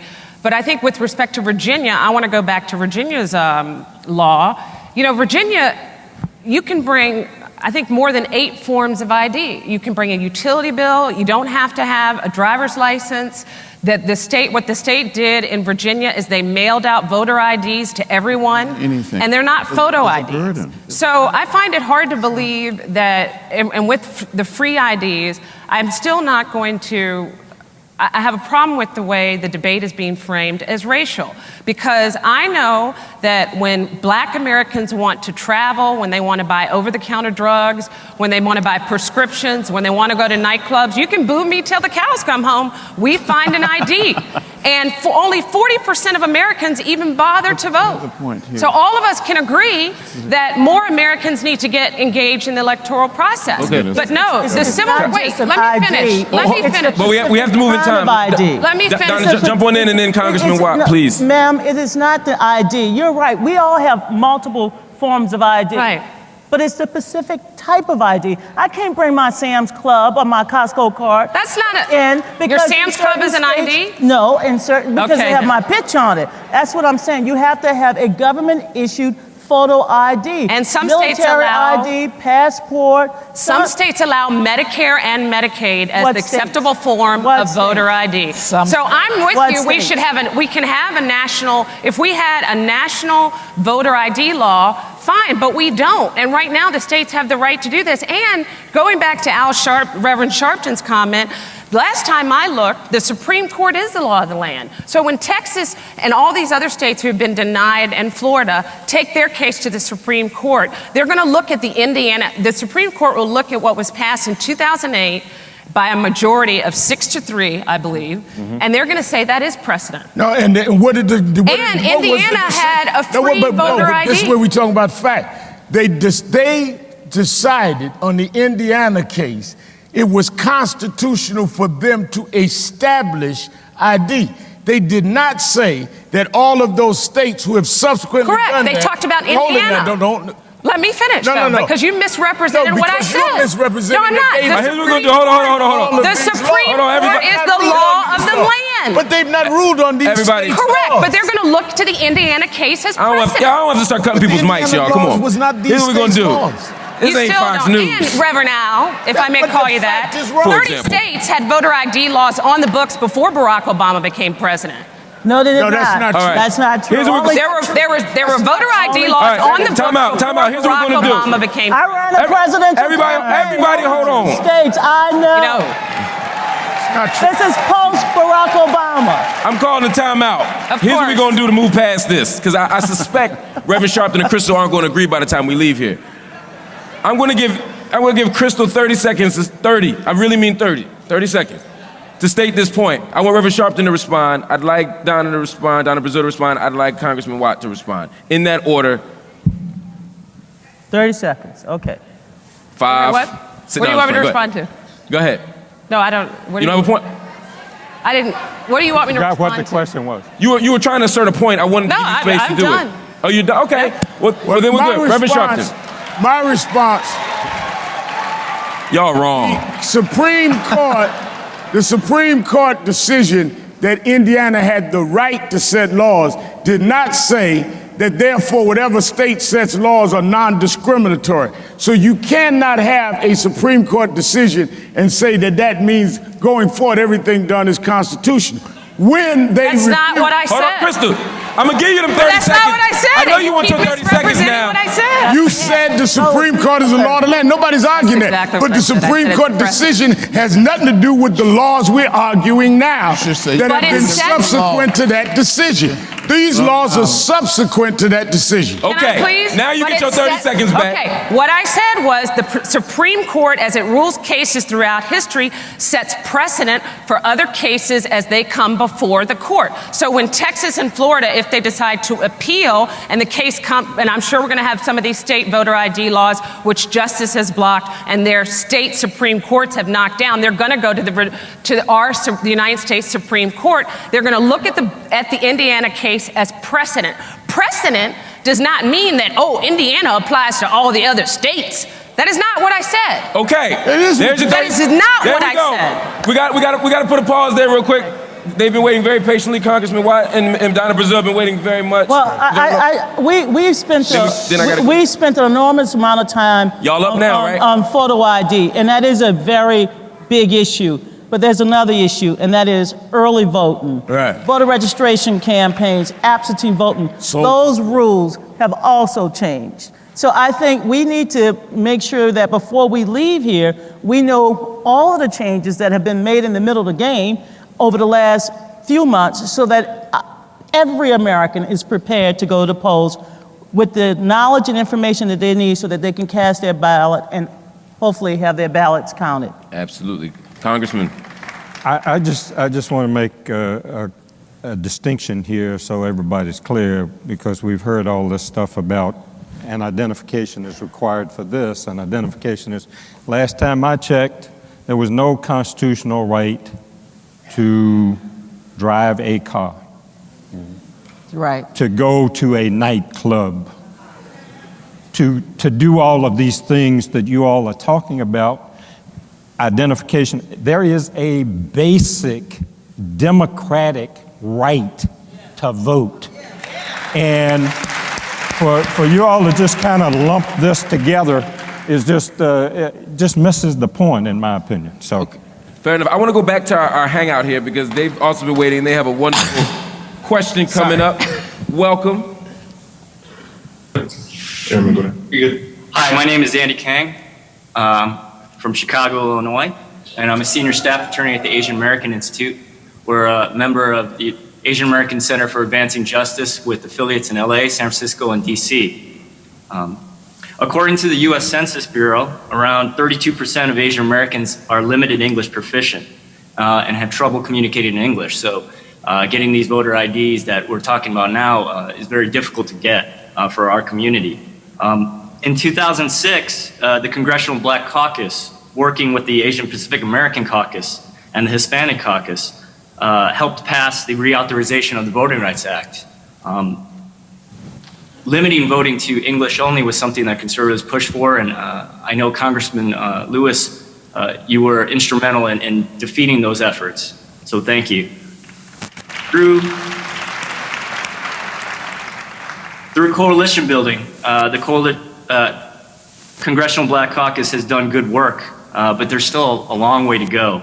And my question is, in what ways can the African American community continue to work with other communities to increase access to voting for all Americans, including new Americans with limited English ability, so Latino and Asian Americans? Thank you. You want me to take this? Let me respond because I want to agree with the questioner.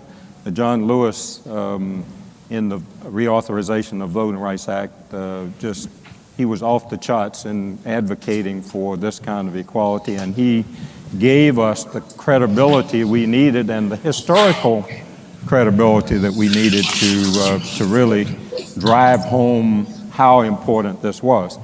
And we addressed this English language thing in the Voting Rights Act by requiring voting jurisdictions to print their ballots in different languages. And that's a basic provision of the Voting Rights Act. I think as opportunities present themselves, we'll continue to avail ourselves of opportunities to coalesce with not only African Americans, but Hispanics, Asian Americans, disabled, elderly, people who really have challenges complying with these ID laws, getting to the polls. I mean, because we think voting is such a basic part of our democracy that this is absolutely critical. We need to be clearing out all of these obstacles, not putting more obstacles in the way. Congressman Lewis, I wanted to go to you partly for a historical perspective, but also for that question, because when I hear that question, I think back to the victories of the Civil Rights Movement. I think back to that wave of the Civil Rights Movement. We still are having a Civil Rights Movement right now, this is about. But when you think about 1965 and you think about the gains that black folk achieved for themselves, there were also poor white people who also benefited from that. There were white workers who were able to get jobs they otherwise couldn't get. There were second language learners who got access to things they couldn't get. It seems to me that in this struggle, we see the same thing. At the same time that black people are leading the charge to make sure that we protect the vote, disabled people are getting access. Women are getting access. Minorities, linguistic minorities are getting access. It seems to me that there's this intersection, once again, of black folk getting rights and really helping make the nation more free. How central has that been in our struggle for rights, not just now, but really throughout history? Well, you know, I've been sitting here thinking and contemplating, and it makes me sort of sad, really, that we're having this discussion all these many years later, that we're fighting some of the same battles and fights that we thought we had won, thought it was behind us. Maybe another generation 50 years ago had to go through the same thing. But the Civil Rights Movement was a coalition of conscience. It was not just for black folks. It was for all Americans. Maybe 150 years ago, Lincoln, maybe he did free the slaves, but the Civil Rights Movement helped free a nation, really. that's what we must continue to do. That's why I love members of the Black Caucus and love what people are trying to do. When we stand up and fight, we're not just fighting alone. We really believe, I've been trying to be very nonviolent today, really. I'm trying. But we really truly believe that we're one people, that we're one family, that we're one house, we're the American house, we're the world house. The late April Randolph used to say over and over again, maybe our foremothers and our forefathers all came to this great land in different ships, but we all are in the same boat now. People must learn that. They must get it. So it's not just African American, but also Asian American, Latinos, Native American, and white people. They must learn that they're in the same boat.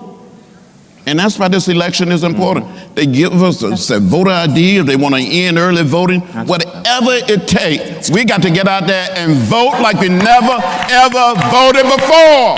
We got to do it. On that note, I want to change gears just a little bit and ask the question, once we get people to the polls, what are they voting for? What are the issues? What are the struggles? What are the assessments? What are even the laws that we want to see enacted or changed or held on to when we go into the polls in November? What's the future look like? Those are very different questions. No, I know those are the two big things. Why don't we start with the first thing? You're absolutely right. She said those are two very big and different questions, and I agree. So let's start first with what are we going to do what are we voting for? I think the first thing that people need to realize is that, and they call it politics, and I'll use that because that's a term that's familiar, affects every single part of our life. Mm-hmm. It affects your educational system, whether your roads get fixed, the air you breathe, the quality of the food you eat. It affects almost everything we do. So why would we not, number one, want to have some input into the people who are making decisions about our very daily lives? That's the first thing. Secondly, a lot of young people in particular, and some elderly people are now saying, well, why are we going to vote? It doesn't make a difference. If you want forever for someone else to make decisions for you, then don't do it. But if you decide that you want to make some decisions that might help your mother or your father or your grandmother or your aunt or your uncle or your children or your grandchildren, then you need to be a part of the process. Because if you opt out, somebody is going to fill that void, and 9 times out of 10, they're not going to be people that care about you. I'm going to jump to the other side and say, Ron, what are we voting for? I 100% associate my remarks with Congresswoman Fudge. I think she's absolutely right. I think it doesn't matter whether you're a Republican, it doesn't matter whether you're a Democrat or an independent, you're going to the ballot box and exercising your constitutional right to elect the leaders that best represent you at the state, the local, and the federal government. And I get tired of people who say, oh, my vote doesn't matter, or it doesn't make a difference anyway. Yes, it does. That's exactly why we had the Voting Rights Act of 1965, to ensure that people, regardless of the color of their skin or their religious background or their ethnicity, had that cherished right to go and exercise their franchise. And so that's exactly what we're voting for. It's who is going to represent you in your town, in your state, in your federal government. I think in this election, more than any, I think it's critical that everyone goes out and has not only the opportunity to vote, but to make sure that your neighbors, your friends, and people who you might think not have the access, the ability to go to the polls, to take them with you. That's what this is about. And one second. We're moving in our lightning round now, so I got to keep moving, but you're going to jump right in a second. I was going to agree with the Congresswoman and my esteemed colleague as well about voting. Reverend Sharpton, what should we make of the last 4 years? In 2008, it was very easy to get black. I won't say easy, but black people certainly voted in record number. They had high hopes. Now that we look 4 years later, I don't want to ask for a report card as such, but how have we progressed in the last 4 years? That's one of the challenges of getting people to come back to the polls. I think that if we're going to gauge where we are, you have to start from where we were. And I think that many of us are measuring from where we want to be down rather than from where we were up. 4 years ago, we were on the brink of an economic disaster in this country. 4 years ago, we were dealing with a country that was engaged in 2 wars that was draining this country. 4 years ago, we had no health care for millions of Americans, and our community had a disproportionate number of people with pre-existing conditions that could never get health care. So 4 years later, we're out of Iraq. 4 years later, the auto industry was saved, many of whom we were disproportionately those auto workers. 4 years later, we have a health care plan where we have pre-existing conditions. So we were able to turn around a ship that was going over the cliff. Has the ship come back to dock? No, but it is headed away from the cliff toward the dock. The question is, do we become angry and disappointed that we're not at the beach yet in our trunks sunbathing, that we let the folk that were driving us over the cliff get back the steer of the ship? Or do we keep the people that took us back off the brink and trust that they at least are headed in the right direction where we need to go? So I think that a lot of us measure wrong, in my opinion. I think the other thing is that we were caught up, and rightfully so, in history in 2008. Wanted to make a first president of color. It was historic. But when I look at today, where we're talking about eliminating things like the Affordable Health Care Act, where we have children with asthma and pre-existing conditions, when we're looking at jobs bill that cannot get passed in this Congress, when we're looking at voter rights under question. In my judgment, 08 was historic, 12 is personal. They are trying to take from us some personal things. So offensively, I think the president has done a great job. But even defensively, I don't want the team that almost took me over the brink to come in and bring me back to the brink. Hey. We have here with a question, Representative Gwen Moore, who's going to ask a question of the panel. Welcome. My name is Gwen Moore, and I hail from the great state of Wisconsin. Yep. And currently, we have our voter ID laws that have been enjoined by 2 separate courts in the state of Wisconsin as a result of a couple of lawsuits.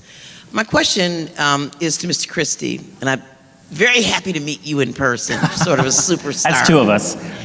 And, you know, both you and Ms. Wright have stipulated that you don't think that this is a racial thing. So I want to just step back and say, do you see this as being a problem of class? Because the right to vote does not stipulate that you have to be middle class in order to vote. So if you're a homeless person and you don't have an address, or if you don't have an electric bill, whether you've paid for it or not, or if you're, you know, like my granddaughter, who's gonna be 18 on October 26th and doesn't have a bill to present to vote, or like me, I got on St. John Knit today, but I didn't have the kind of ID that's required under Wisconsin law that's been enjoined until I was 30. I was one of those 47% that we've heard so much about. I didn't drive. I didn't have a bank account. I was unbanked. I did have a student ID, but it didn't have an expiration date on it. And so what I'm saying is, if you live in rural America, or if you're elderly, or if you're in a class where you don't have a car and you live 27 miles away from the DMV, or if you live in Milwaukee where the only DMV that's open is 80 miles away. And I understand, I've lived in the home that I live in for 20 years. But if you're poor and you move every 3 months because you're being evicted, because you can't pay your rent, and so you still have a right to vote. So, and I'm saying that these kind of, so that. Your question is this a class question? Right. So, Okay. Crystal, I don't mean to interrupt you. just let me finish and I'll shut up, I promise. So if the DMV, if the Elections Commission were to send me my voter registration card at the house I've lived in for 20 years, I'd receive it. But if I had been evicted for non-payment of rent, I wouldn't receive that card necessarily, but I'd still have a right to vote. So what do you say about the class argument that this might disenfranchise people of all kind of colors who are not middle class? They're homeless, they're poor, and so forth. Thank you. Well, you raised, ma'am, I think some very critical questions that must be addressed. I think overall it's very easy for us to say that if you have the means and the opportunity to go to the DMV or to vote by absentee, then there's no issue. But I think that many of these states really do need to address very specifically people who, as you and I would agree, who might have to travel a long distance in order to obtain a card, or people who move frequently. Does that put some sort of restriction on their ability to vote? So I'm not going to wholesale say, hook, line, and sinker, that all the states that have voter ID requirements, that they're all equally applied. It depends on that particular constituency. But I absolutely agree with you that if these laws have a disproportionate effect on people due to their mobility or their economic status, that absolutely we need to make sure that that doesn't take into a situation where people are disenfranchised. Okay. Yeah, I agree with you, especially with the homeless and extenuating circumstances, which reminds me, I was reading about Pennsylvania's law, and a gentleman said that he's been homeless for a number of years, but he takes a lot of pride in carrying around his Social Security card and his birth certificate, because he said that connects him with the world that he wants to be a part of again. And I just say that because I know that that is a struggle, and I agree with Ron that we have to look at ways, and I know some states have, not all the state laws, but some of the voter ID laws have affidavits where you can go to officials, and in extenuating circumstances like what you're talking about, there are ways to say, look, I am who I am, and can I sign an affidavit to that effect so that I can vote? I think we need to look at that, and people who haven't had a home shouldn't be disenfranchised, like you said, on economics. So, and some laws, some states, excuse me, I just want to add one thing. I'm probing. No, I want to add one more thing, because she was not. I know, I'm asking about something you just said. That some states also offer free transportation to, and IDs that we talked about. Okay. All right, we're going to move on then. In terms of moving the conversation forward, what can we do to make sure that more people have access, whether it's based on class, whether it's based on race, whether it's based on ability status? What can we do to mobilize? Because I don't want people to leave here feeling good, hearing a lot of entertaining speakers, hearing a lot of brilliant insight, but not knowing what to do when they walk out of this room or when they leave D.C.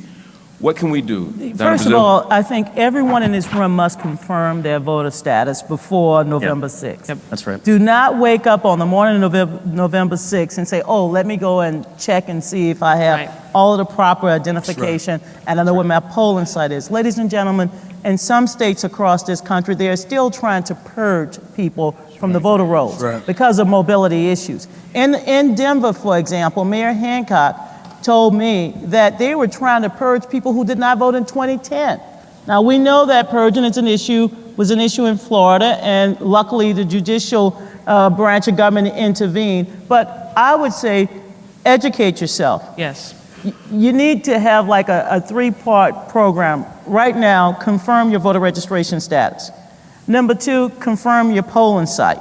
And number 3, call somebody and ask them to do the same. That's right. Okay? Do not take anything for granted. This year, with over 48 states making some minor changes as we speak, we need to go to the polls prepared to know that our name is on the voter registration rolls, our polling site has not been changed, and if they give you a provisional ballot because of some complication, please make sure that that provisional ballot will be counted.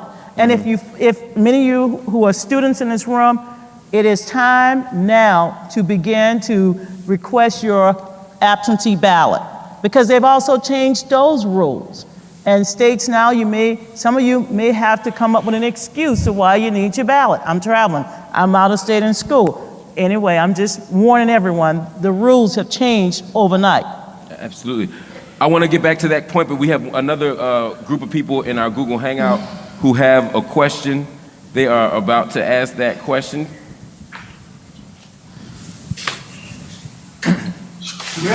Good morning.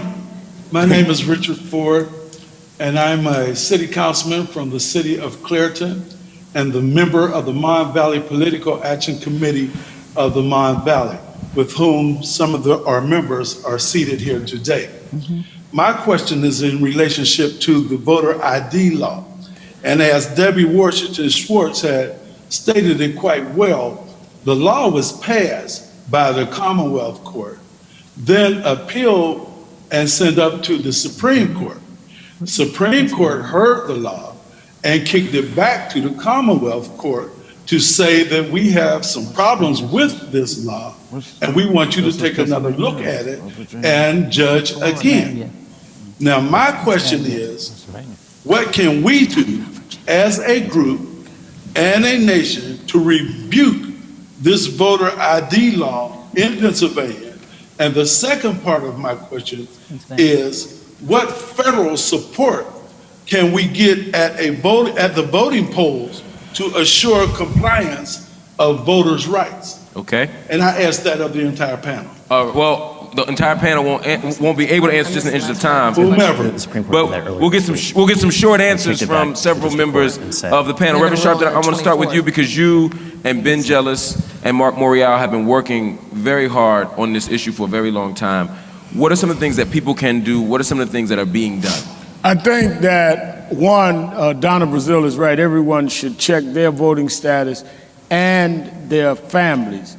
And we need to have every mass gathering in our community. This is what we've been doing on our National Action Network tour. Churches, sororities, fraternities, to push that so that regardless of whether we agree or disagree with the existing law, that we maximize turnout under the existing laws in these states so that while we fight the laws in the courts, that we don't lose the voters that have to come out. Secondly, I think we need to organize to make sure that we have poll watchers that are working there. There are groups now that are organizing that say they're going to be at the polls. We need to be there to make sure that even the letter of the laws we don't agree to are not held to an extreme and that they're used in ways that are not cited in the law. We need to be poll watchers. And lastly, I think it is very important. I couldn't emphasize this enough. The Justice Department has gone in and contested some of these laws when he talks about on a federal level, especially those that are under the Voting Rights Act of '65, thanks to John Lewis and Hosea Williams and Dr. King and others. So where there was pre-clearance, South Carolina's one, Texas is one, the Justice Department has gone in. There has been some federal moves where they could go with pre-clearance. Other than that, they have to go with lawsuits. We need to be supportive of those suits. But the court system takes a while, which is why we need to organize in spite of its unfairness and say, I don't agree with this, I think it's unfair, but I'm going to show you that I'm stronger than you think I am. I'm going to get this done so that we can vote in these big numbers. Absolutely. For those that don't know, Congresswoman Fudge, Congressman Watt, and Congressman Lewis are all taking the lead on the anti-voter repression campaign. They have been actively working in Congress to protect and defend the right to vote. We've heard about what we can do leading up to Election Day, but this is not a fight that's going to end in November. This is a fight that's going to be a protracted struggle. What do we do what can voters do, what can citizens do post-November to make sure that voter rights are protected? Well, first of all, if people observe or see something that happened that they thought was unfair or not just, not right, then they should report it. And Al, on Election Day, under the Voting Rights Act of '65, you can have and request federal observers. Right. You can request of the Department of Justice in certain counties and certain states and cities and towns to have federal observers to be there to observe the election process. But the other thing, let me just say, and I know this is not going directly to your question, but this is one of the very few times I can ever say I don't believe we should look too far. I don't want us to look beyond November 6th. I want us to focus on this election. Okay. Because I don't want, there are going to be a lot of legal battles, but as they have said, a lot of these are not going to change before Election Day. So we know that we're going to have to continue to fight. In Ohio, we've done 2 referendums to change laws. It's too late to do that now. We know that we have gone to court and we have basically told our Secretary of State that he's an idiot, and he is. And we've changed a lot of things through the courts. But though it's too late to do any of that right now. So right now, we have to focus on what we're going to do to make sure that we get out and vote on Election Day. And what my colleague was alluding to is that on September 25th, most of the members of the Congressional Black Caucus will be having an event in their districts to bring attention not only to this issue, but to make sure people are registered and understand what they need to vote in their communities. So look for, if you are in a district that has a Congressional a Black Caucus member in it, September 25th, coming out of here, everybody here should be engaged in that process. So look for that. I don't think we want to miss the opportunity to look beyond the election. But looking to the election is looking beyond the election. Because this election is about a basic fork in the road, whether we are going to turn back toward the cliff that Reverend Sharpton talked about, or go back toward the shore where there's safety.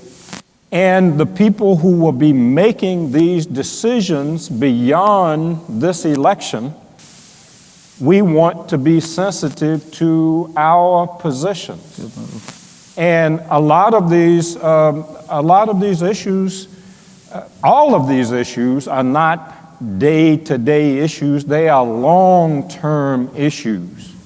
So the first thing we got to do is elect the right people who will be making the decisions about those issues after the November election. Absolutely. And Crystal, I'm glad you said that, Congressman, because Crystal, one of the things that I wanted you to be able to do from before was respond to the earlier question, which is, what are some of the issues that we should be concerned about as we go into the polls, and how should we assess the last 4 years? So I'm going to allow you to quickly, because we are in interest of time wanting to get to the audience. What are some of your initial thoughts? Well, I just want to go back to what Congresswoman Fudge said, because I think that she summed it up very well, and Ron Christie added to that. But on a very basic level, whether you're voting for the head of your civic organization, or in DC we have what we call area neighborhood advisory commissioners, I think it's incumbent, regardless of your party affiliation, to know who and what you're voting for, and how these people and their thought process are going to affect your pocketbook, where you live, and how you think, and where you go to church, all these things. And it should happen on a very local level, from a council level all the way up to the President of the United States.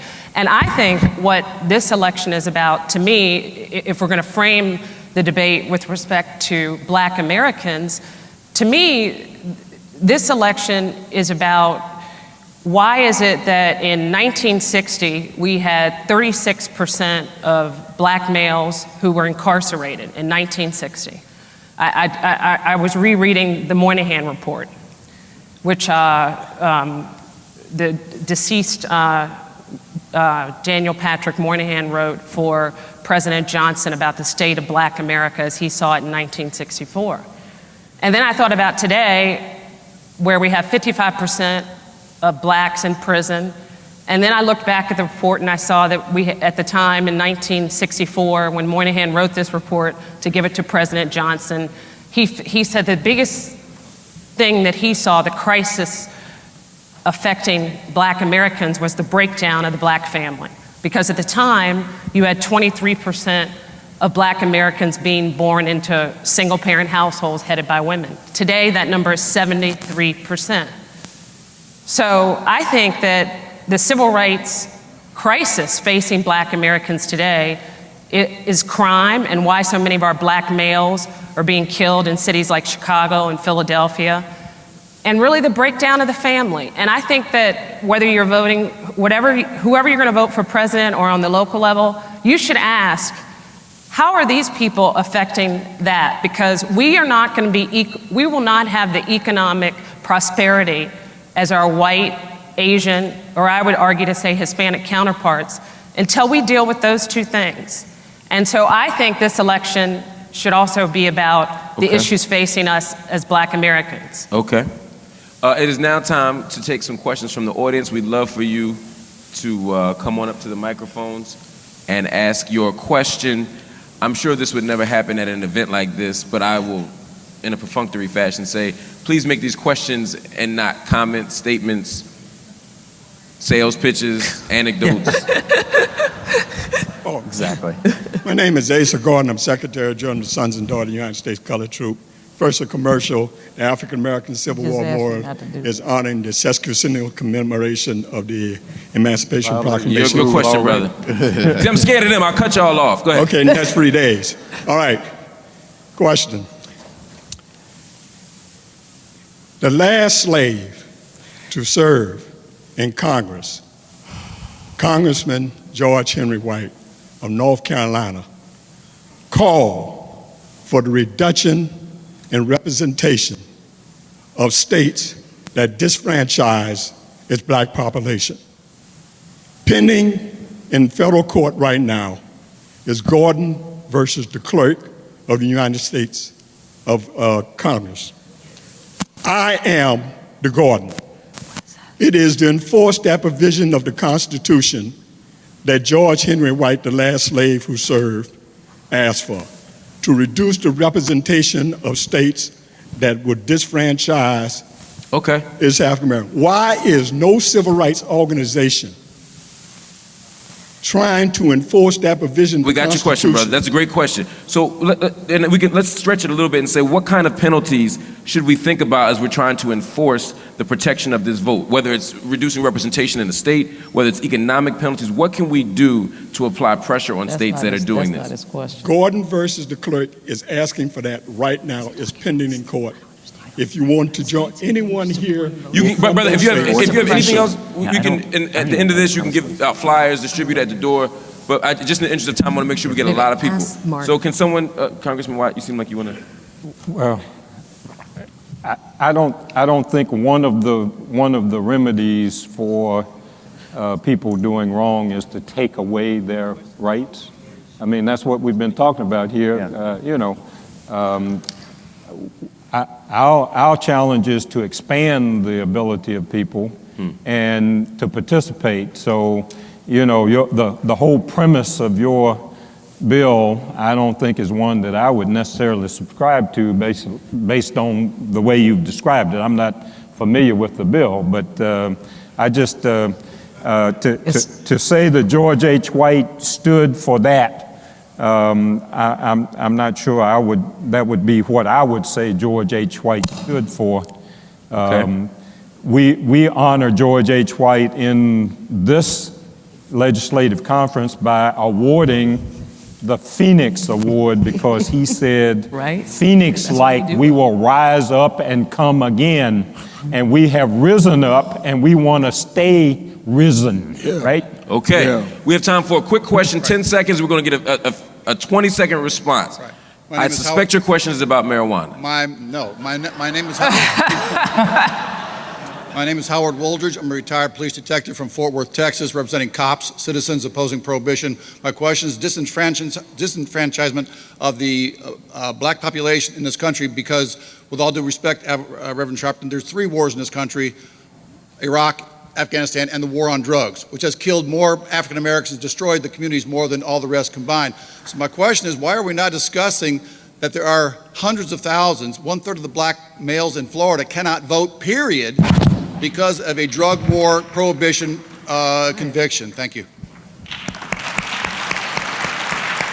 I actually agree with him. I mean, to take away somebody's constitutional right because they've been convicted of a crime or gone to jail for possessing pot or, the problem is we haven't figured out a way to address that at the federal level. All of these voting rights including the voter ID, have been state by state by state because the Constitution says that the criteria for voting is set at the state level. So we haven't figured out an effective way to address that. I agree with him as well. I agree with him. Oh, okay. And there's been 2 executive orders that has revoked the right of citizens who had the right to vote, who had served their time in jail or prison. Now they no longer have voting rights because those governors have revoked that. Absolutely. And some would argue it's the war on drugs is connected to the mass incarceration that we talked about earlier. As much as family, it's also about a war on drugs that has made drugs cheaper, easier to get, and stronger than ever, but also incarcerated millions of people. Question. I'm just going to make my I'm question gonna remember that. very brief. I am an officer in the United States Army, and in 2003 and 2004, the soldiers were deployed for various missions. One of those missions was to protect the Iraqi people when they went to the polls to vote. Correct. So the only requirement for them at that time was to be an Iraqi citizen. So how is it that you can say that there's no discrimination or that it's very easy to do, whereas the only thing they had to do when they went to vote was to be an Iraqi citizen, and they went with their thumbprint and they came out and they were voted. Great. So, okay, we got your question. We got your question, sister. I appreciate your question, and I appreciate the work you do. No, I think she raised a good point, and not to get my conservative colleagues all agitated again. What I think is interesting is not only didn't they ask for this in Iraq, they never asked for voter ID this year in any Republican primary state. Isn't it interesting that if they're so concerned about fraud, why are they only concerned in November? They had in Iowa caucus of the Republican primary this year, they said Romney won, we found out Santorum won. They're not upset about that and said we ought to have ID in the Republican caucuses. So it's only a November problem. I wonder why. Maybe Democrats do all the fraud, Rev. Maybe all y'all Democrats got all the fraud going on your side. Maybe this is Crystal, what do you say? Do you say Crystal or Christie?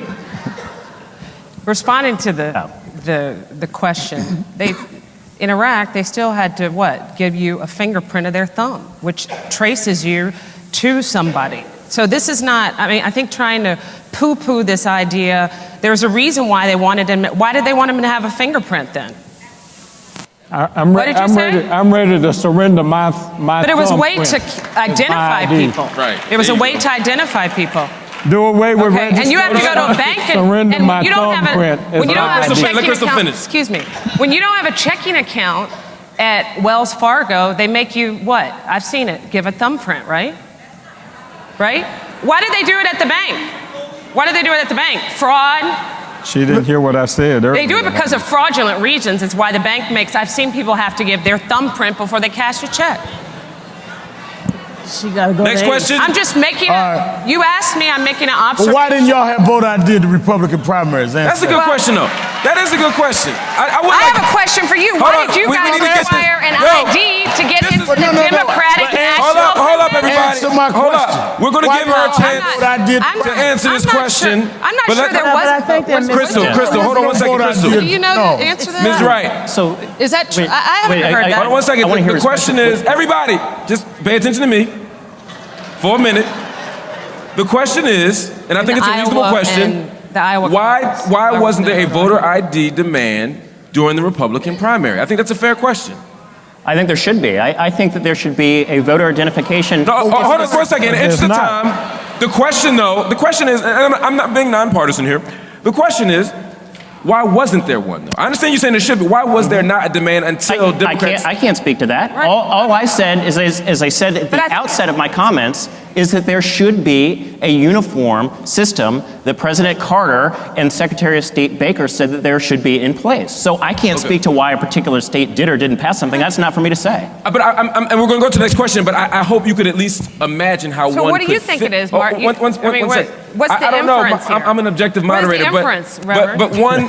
Wait, as an objective moderator... We're going to go to this brother right here. Well, why don't you state it so we can all hear it? I'm not inferring. I'm stating. I love you, Rev, but we got to stop. Rev, we got to move to the next question. We have to move to the next question. Wait. No, wait. Yeah.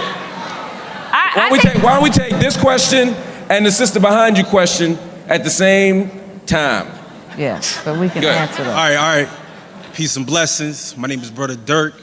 I'm an activist with National Black United Front and also Malcolm X grassroots movement here in D.C.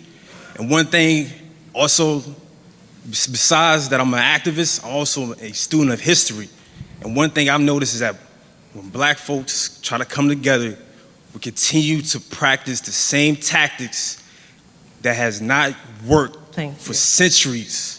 And my thing is, to the panel, what are some of the alternatives that we can take to build a strong black nation here in America and also around the world?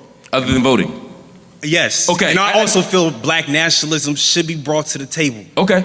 I'm not trying to be, I just want to make sure we get, I want everybody's voice to be heard so we can get some of these questions at once. Hi, my name is Lakeisha Davis, and I was born in 1979. I wanted to ask anyone who was here during the Civil Rights Movement, what do you think our brother Martin Luther King would say today if he was on this panel?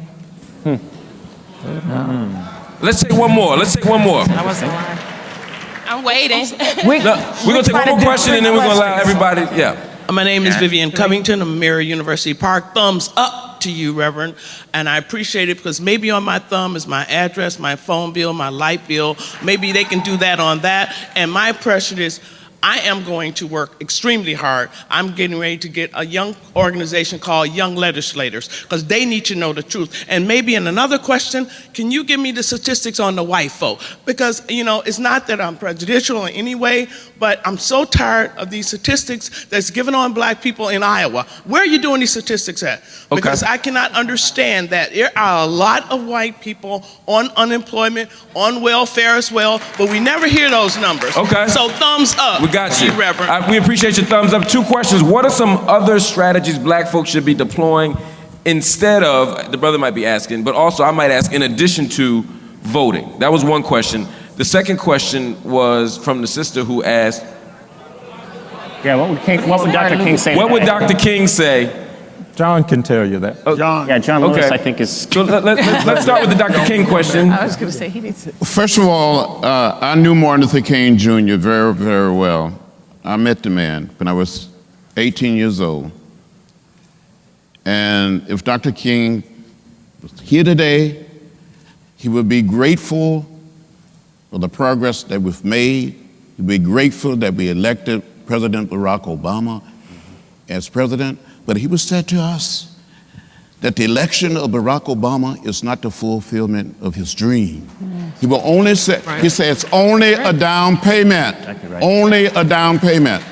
And he will also say that we're too quiet, that we need to make some noise, and the way we can be most effective is get up and take our butts to the polls on November 6th and vote like we never voted before. That's what he was saying. All right. Before we go to the next thing, we have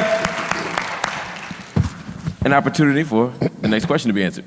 The question was, what are some other strategies, and we're going to answer this very tightly in 30 seconds or so.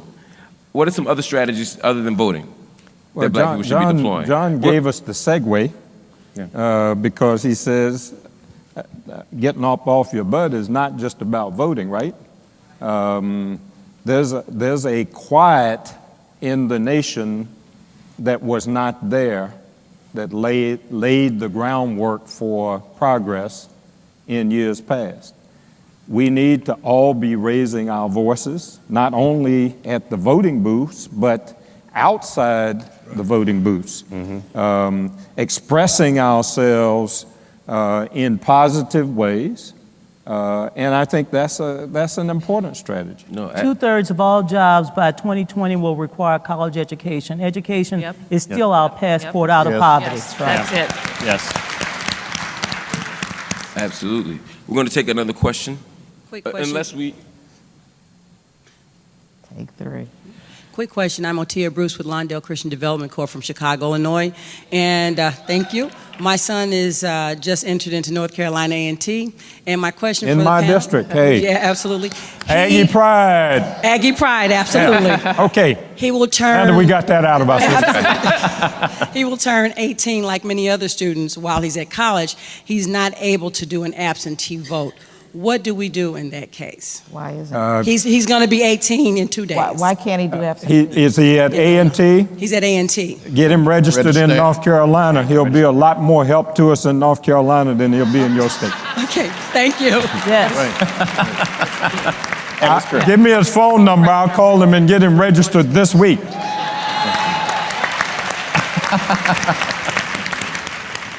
Hi, my name is Wanda Logan. I'm from Philadelphia.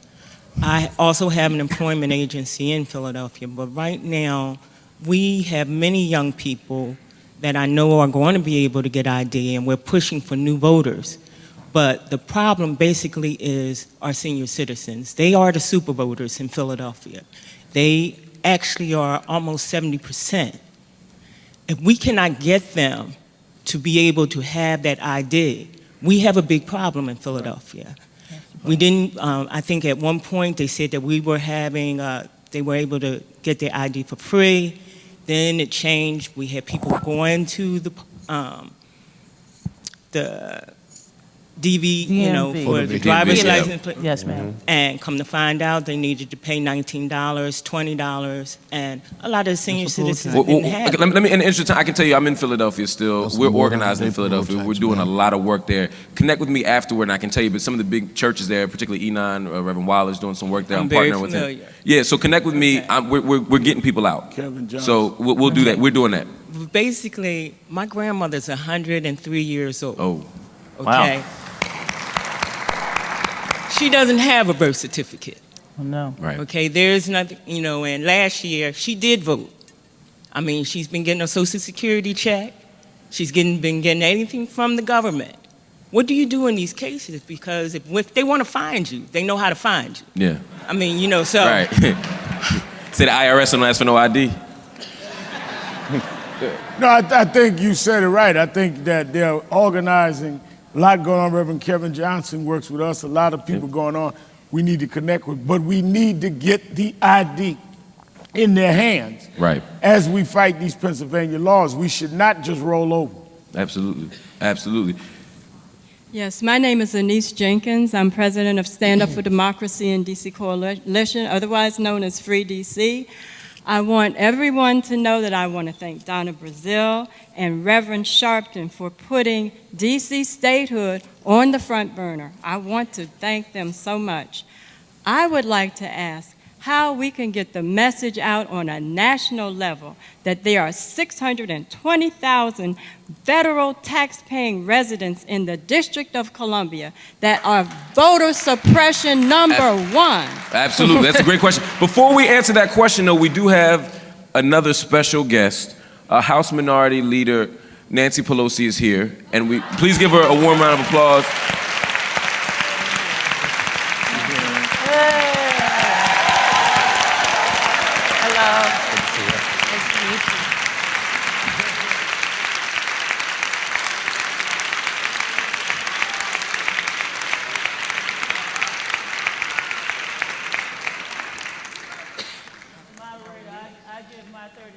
To the amazing, phenomenal Nancy Pelosi.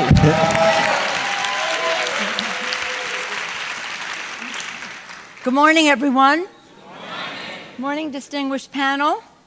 I was listening very attentively to the give and take between these very distinguished guests in the audience and all of you, and it appears very clear that we have important work to do to protect our democracy in the weeks ahead.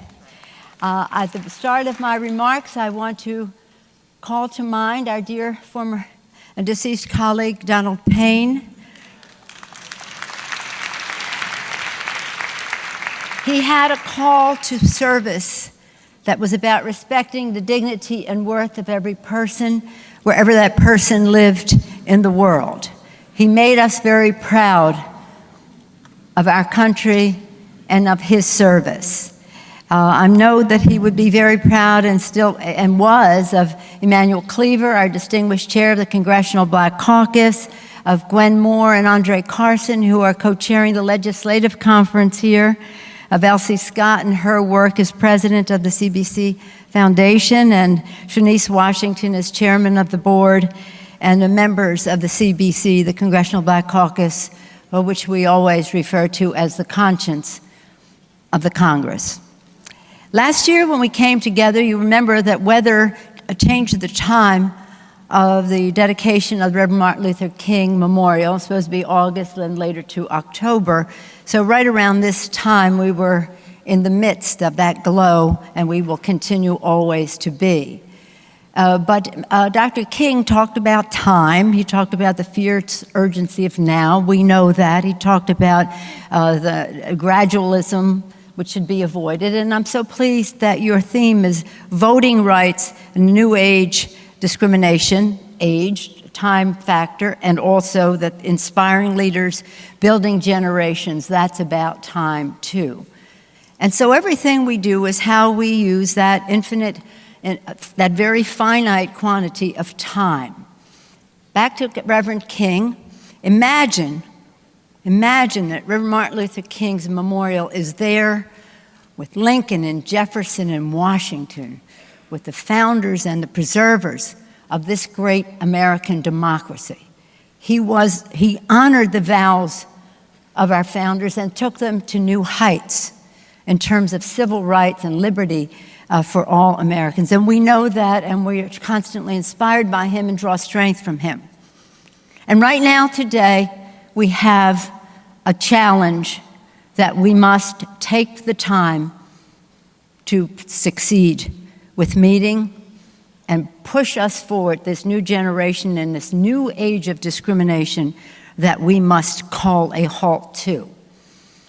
So here's the way I see it, and I had other remarks, but listening to the panel and understanding what your major concern is, here's the way I see it.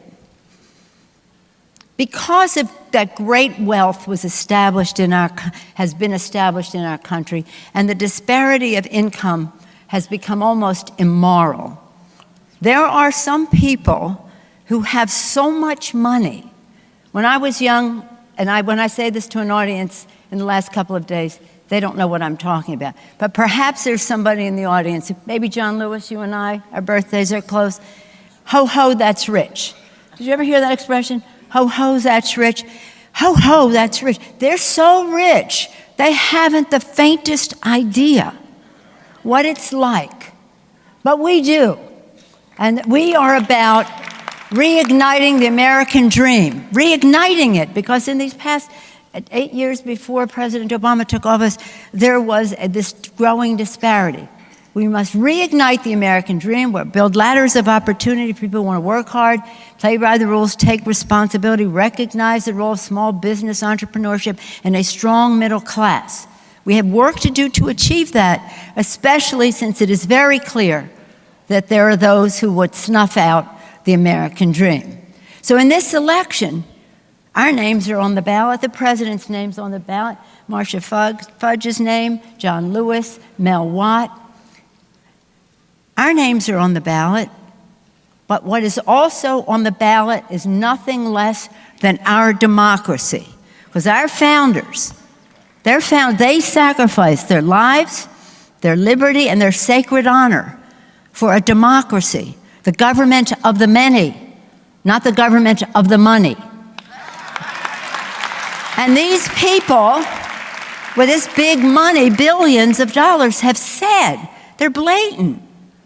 They say, what difference does it make if I put $100 million on the table, or $200 or $300 or $400 million into the election? I'm going to save billions of dollars on my estate tax. It's all transactional. My industry is going to have subsidies. My corporation is going to get tax breaks to ship jobs overseas. The sense of community is so fading, but we cannot allow that to happen. And our strength is our vote, and that's why that's under attack too. So you put endless money to suffocate the air out of the airwaves, suppress the vote, and poison the debate. And the poisoning of the debate has as much to do, and I know my colleague Marcia Fudge and Mel Watt are working with this, as is Mr. Clyburn, that has as much to do with voter suppression. Because if people get turned off by the system, what do? They throw up their hands, they walk away. Why don't you all just figure it out? And that is a victory for the special interest. Suffocate the airways, suppress the vote, poison the debate, make the discussion so unpleasant. So when you hear something, one of them say something, and you think, why would anybody say such a thing? How could they even think it? But they're poisoning the debate to turn off the electorate so they can have it all for themselves. And I say this with great sadness and with great regret, but it is what we are up against. So as we protect the vote, it has to happen in advance, not just on Election Day. I was a former chair of the state party in California. It's about how you make sure that voting officials live up to a standard. Don't let them define what it's about.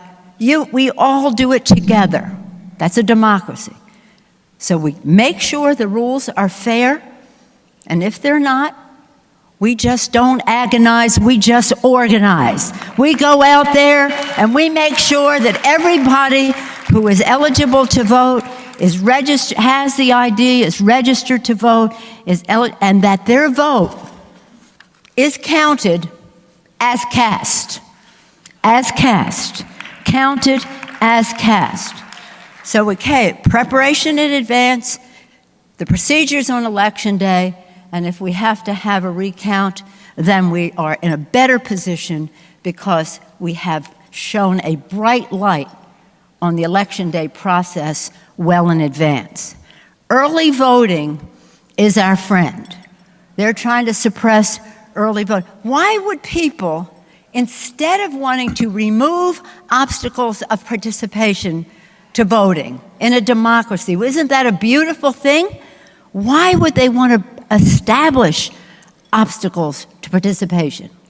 Because they're afraid of the vote of the people, because it diminishes the power of their money by the power of the people making their voices known.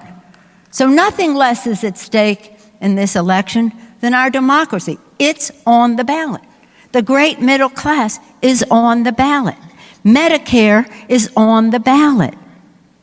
All of those things are on the ballot, in addition to our names. Now, Mel and Marcia and John and I, we have to say, Andre and